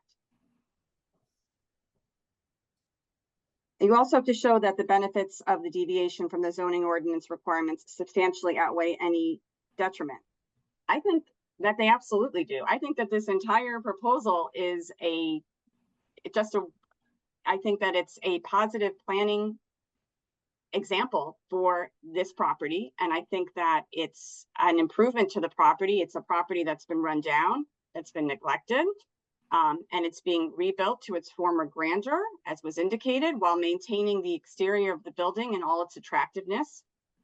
It's being fixed up so that the applicant's family can live there and live there for quite some time. I always like to say that with the boards that I represent, which is Mr. Costa did make a reference to recently, that with the C2 variance, this just shouldn't be an application that benefits the applicant. This should be something that's better for the neighborhood and better for the community. And I definitely think that this proposal is, and what the applicant is showing on the plans and has testified to will be an improvement to the neighborhood. I also will note, however, that one of the variances, at least I believe, could meet the C1 criteria. That has to do with the rear yard setback of the pool house in light of the fact that there is an existing structure at that setback already. The C1 criteria discusses reason of a situation uniquely affecting a specific piece of property or the structure lawfully existing thereon, which is why I bring up C1 with respect to that one variance.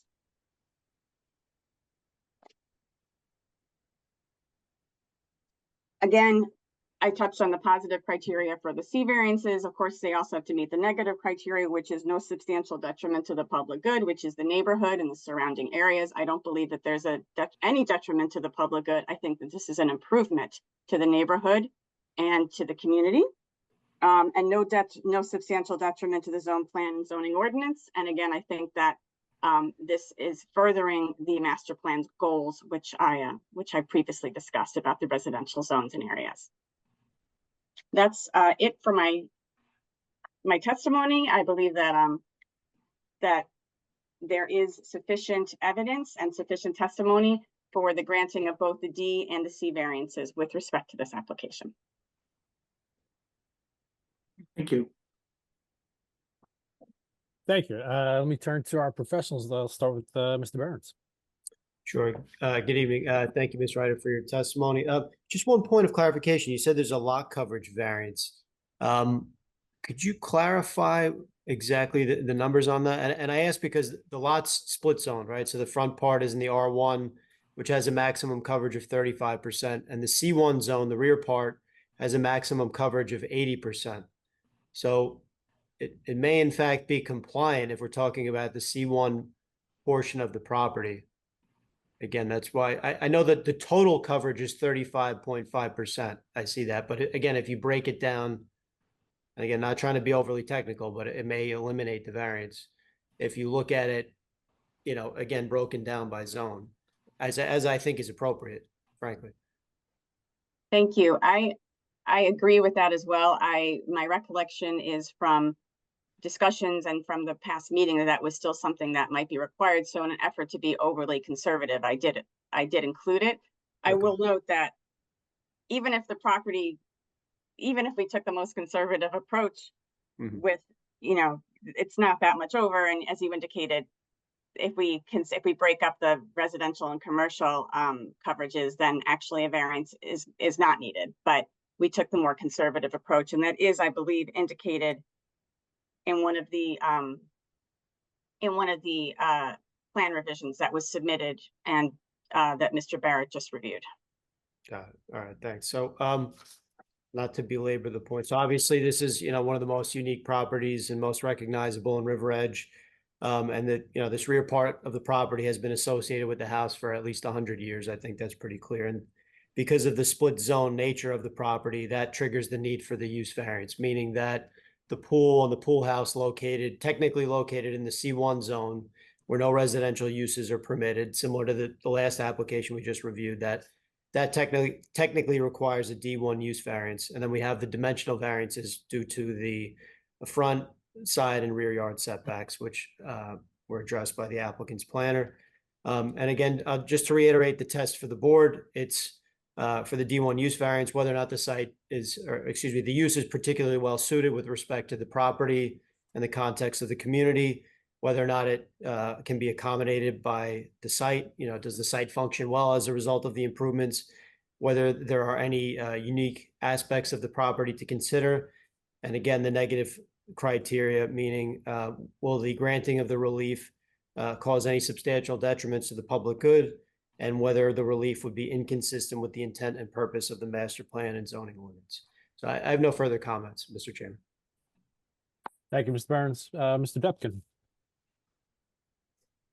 No, my questions have been addressed. Thank you. Okay, Mr. Costa. Chairman, no questions. All right, thank you, sir. I'll turn to the board at this time. Ms. Boland, I'll start with you. No comment.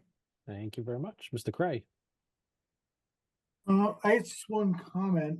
I know if we split the property, commercial and residential, neither side is exceeding the lot coverage, but if we're effectively looking at the area where the pool house are going, it's a residential use, and we should probably apply that standard.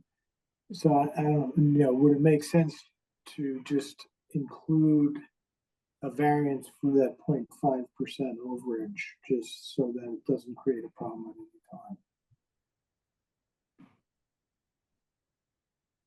Right. I think that was my point. That's what we were discussing. You're correct, and we did provide testimony for it. So that would be the board decision. Yeah. The other question, the plan shows a covered. It notes that it's a covered in-ground pool. I didn't think that was a covered pool, is it?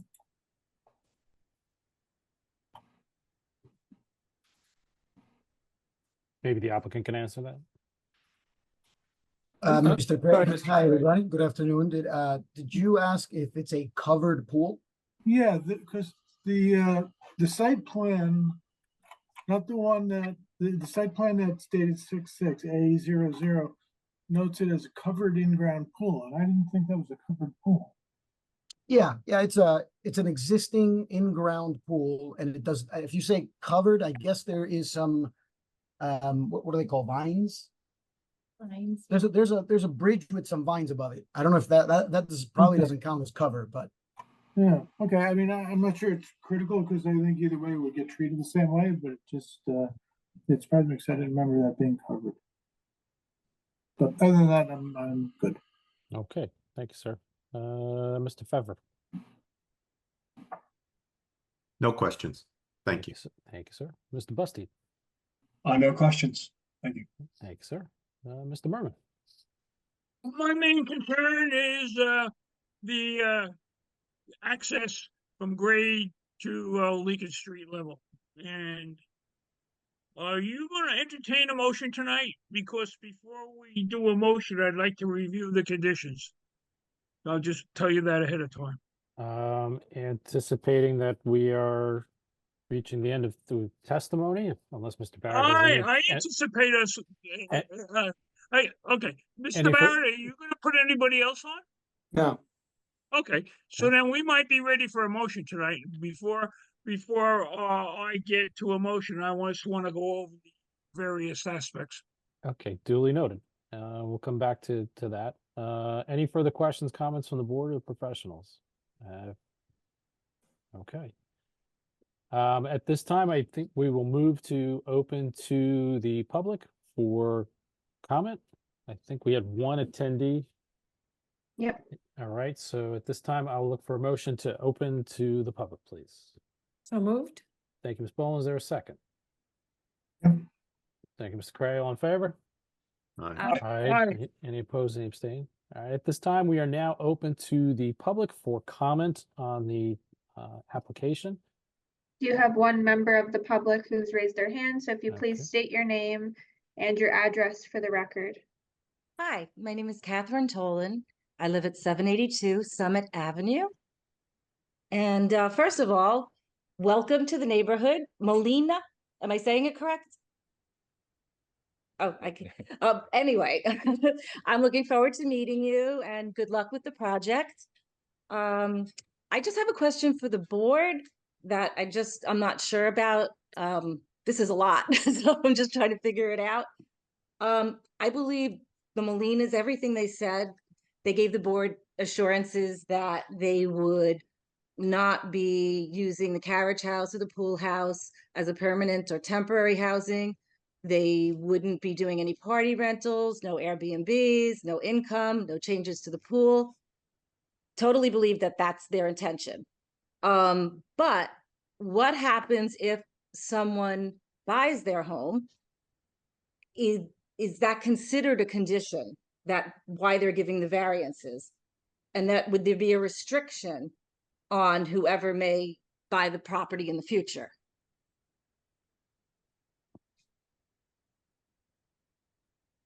So, I guess I could answer that. Mr. Barrett, are you proposing a deed restriction on the property or just as a condition of the site plan approval?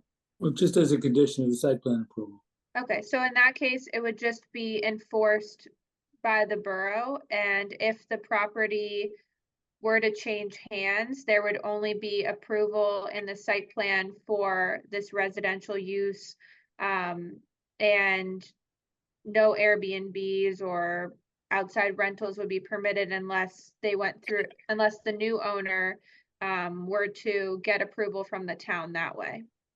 Okay, and again, the permanent or temporary residents, all of that. Okay, so then I just have one other question. Thank you for answering that because I just wasn't sure. I appreciate that. The side entrance on Lincoln, I'm not quite understanding like how that's not like a major structural change because like the existing wall is very close to the sidewalk. So I'm just like, it doesn't sound like there's a plan in action for that. So I don't understand how it's like, you're just saying it's okay. Well, if the application were to be favorably approved this evening, that would be addressed as part of the engineering conditions that the applicant is agreeing to abide by. And that would be subject to the review and approval of our borough engineer who is in attendance this evening. Okay. I guess that's it. Good luck. Welcome to the neighborhood. Okay. Thank you. Thank you very much. If there's no one else in the audience, I don't believe there is, I'll look for a motion to close to the public for comment. So moved? Thank you, Ms. Boland. Is there a second? Second. Thank you, Mr. Bastide. All in favor? Aye. Aye. Any opposed, any abstaining? We're now closed for public comment on this application. At this time, I will ask for any further comments, questions on the application from the board and or our professionals. And if there are none, I will ask for a motion on the application, please. Mr. Chairman, permit me? Mr. Mervin. I got a list that I want to verify. Is the applicant, I believe, agreed that the guest house, there would be no rentals permitted. Likewise, it would be. Mr. Mervin, you're fading in and out, so I don't know if you could. Okay, am I better? Yes. Okay, I'll snuggle up to the computer. Likewise, the pool or pool house, there would be no party rentals. I believe that was testimony. No bedrooms would be constructed in the pool house structured. That Costa Engineering comments regarding grading plans and stormwater management would be adhered to. I believe Mr. Barrett agreed to that earlier. Mr. Costa also had comments regarding sanitary sewer routing that had to be worked out. That I believe there was testimony regarding no lighting would spill over on the property lines.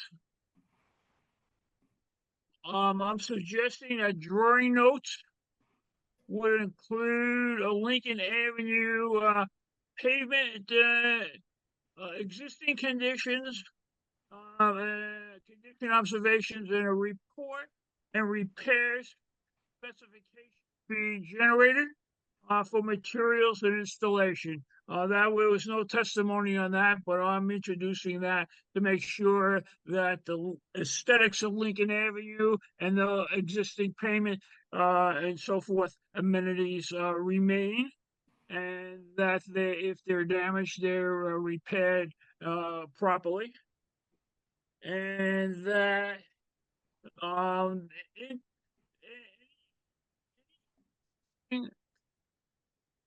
interior and exterior walls be condition inspected and certified by a structural engineer to Mr. Costa's or Costa Engineering's satisfaction, and that the Lincoln Avenue item that I mentioned for specs and repair, likewise, the engineer's report, a CO is agreed to by Mr. Barrett, be held until Mr. Costa is totally satisfied. Those are the major items I have. And what I would start out with is our design professionals add or determine a list of the various variances required. The land use variances. There's too many to try to sort out. So I think I would handle that way. So what I'm saying at this point, if the applicant agrees to all that, I'll wind up putting that in a motion. No problem. Wonderful. All right, so Mr. Chairman, if it's okay, I'll make that a formal motion. The land use board of the Borough of River Edge for 800 Summit Avenue, Block 206, Lot 9, permit the variances and conditions required just listed for the proposed pool house, outdoor kitchen, pergola, and other site amenities. That's what I have. Okay. There a second? Second. I think I missed a Cray on a second. All right. Ms. Steinle? All right, and just a reminder, this requires 5 affirmative votes to pass. So Mr. Caslin, Yes. Ms. Boland, Yes. Mr. Merman, Yes. Mr. Pfeffer, Yes. Mr. Cray, Yes. and Mr. Bastide. Yes. All right, the motion passes. All right. Congratulations. Welcome to town. Welcome. Thank to you the very town. much. Best of luck. Thank you. This was Yes. great, and I appreciate everyone's time. I know I can tell just from 2 meetings, you guys do some significant work and impactful, and you take your time with it. So I really do appreciate you having us back for a second time, and we'll stick to the rules because that's our style. So thank you again. You're supposed to butter us up first. before we- We appreciate that. Good luck with your project. Thank you. Okay. All right.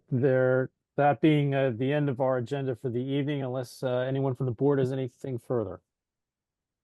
There Up, was up. one other matter that Mr. Barrett had raised earlier today that I just wanted to discuss, and he can elaborate. But Oh. if you'll remember the 606 Kinderkamak Road, I'm gonna mess up the applicant's name, Umajan Roev. I'm not sure. Close enough. They were approved last month or the month before, and there was a discussion about the signage on the property. Mr. Barrett had agreed to look at the prior approvals. Those were not able to be found in the resolution.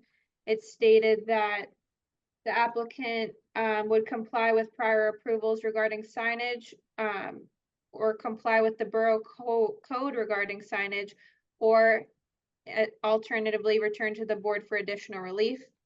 Since they couldn't find the prior approvals, they want to use the existing brackets that are on the building and just update the sign. Is Right, that it would be, correct? correct, it would be letters, single letters that, and then the ordinance says that you have to measure a rectangle around those letters, and it would be 20 square feet, which is what the ordinance provides. I mean, from personal knowledge, those brackets have been there forever. I was trying to think back, and I don't know if anybody else even remembers when that establishment was the Madison. Yes. Oh, you do? Okay, good. Yeah. But I think even the Madison sign was there, and that goes back to the early 2000s. And then there were other restaurants there. There was it China Evergreen was there, and so on and so on. In any event, the ordinance though says that if you're going to have the sign of individual letters, it has to be attached to the building. There's no place to attach it because the roof comes down, and then there's just a little bit of stucco above the door, and there's not enough room to put a sign. So all he wants to do is use the bracket, because I know there was a discussion at the last meeting. I think he was proposing a 40 square foot sign, my recollection, and the board said, no, that's too much. So this conforms size wise with the ordinance, and he'd just like to, as I say, put up the lettering and put it on the existing brackets. So in other instances, I guess this question would be to Mr. Dupkin and Mr. Behrens. We've allowed applicants and property owners to just reface a sign in the same location. My question is, would this require coming back to the board for relief because it's in a non-compliant location, or would this be fine to proceed as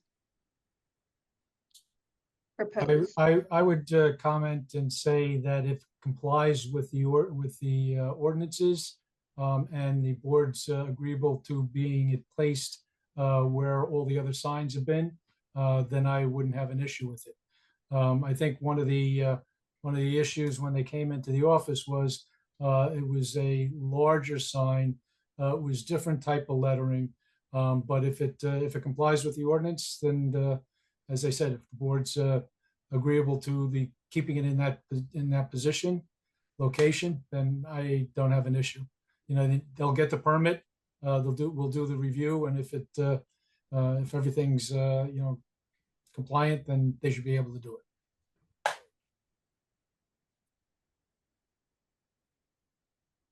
Mr. Barrett, question.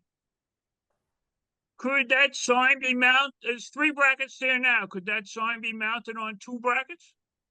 I'd Eliminate one? have to ask the sign man. I honestly don't know. I could certainly find out, and if so, then yes, that's what would be done. But I don't know the answer. Okay. But if that's what the board would like, if it can be eliminate one of the brackets, then certainly there's no reason to keep it there. At least that's my desire. I don't know about the rest of the board. Any other comment from the board? I mean, I would be inclined not to have them come back. If Mr. Merman feels that to remove that bracket, that I would be in support of that as well. I'm looking to try to find the most expedient manner here. Certainly, Mr. Depkin's suggestion makes reasonable sense as well. Maybe the thing to do is to address Mr. Merman's concern. Mr. Barrett, if you could get an answer to that question, we can take it up at, we can handle this administratively if that's something that is possible. Mr. Okay. Chairman, Well, I'm sorry, that would be a construction and to the sign. So if it's needed, it's needed. If not, then it can be removed. Mr. Chairman. Mr. Pfeffer? Yeah, I would suggest, unless anyone has a strong objection, that we not put this on the agenda just over the issue of a bracket. I think what I'm hearing, if I'm understanding correctly, is that the applicant just really wants to put up a sign that conforms to all the regulations already. And so there's really nothing for us to decide. They're going to have to go through the process, and if they're already in compliance, there's nothing for us to really discuss or decide. And so as Mr. Merman raised his concern that they use 2 brackets instead of 3 brackets, and Mr. Barrett has already said that they will do that if they can, I think that if we have to make a formal motion, then I would move that we just allow them to proceed on that basis. Yeah, I'm sorry, go ahead. I'm sorry, you can go ahead. No, as I said before, I'm not looking to have them come back. I think if there's a way we can do this administratively without coming back to the board, I think that's the best result. Ms. Steinle, No, yeah, I think I would agree that this could just be handled with a regular sign application. And I don't think that the board needs to take a vote on that because we've discussed it tonight. And if any other issues arise that Mr. Depkin finds, then it would need to come to the board, but otherwise it would be fine. So, and I think as Mr. Depkin stated, if it's required structurally, then it's required. If it's not, then it's not. And that's something that he would determine as the construction official. Yeah, we'll leave that in his purview. Great. Okay, terrific. All right. Thank you so much. Sorry to keep you late. That's all right. That's what we're here for. And I appreciate the board's indulgence, staying on a little extra late tonight, and certainly coming back on the 24th. So unless Yes. there's nothing, I have nothing left on the agenda, unless the board has anything further, I will look for a motion to adjourn. So moved. Thank you, Mr. Pfeffer. Is there a second? Second. Thank you, Ms. Boland. All in favor? Aye. Aye. Aye. Any opposed, any abstaining? We stand adjourned at 10:03 p.m. Thanks, everyone. Thank you. Good night. All right, Great. good night. Good night. Happy 4th, everybody. You Yeah. too. Happy 4th.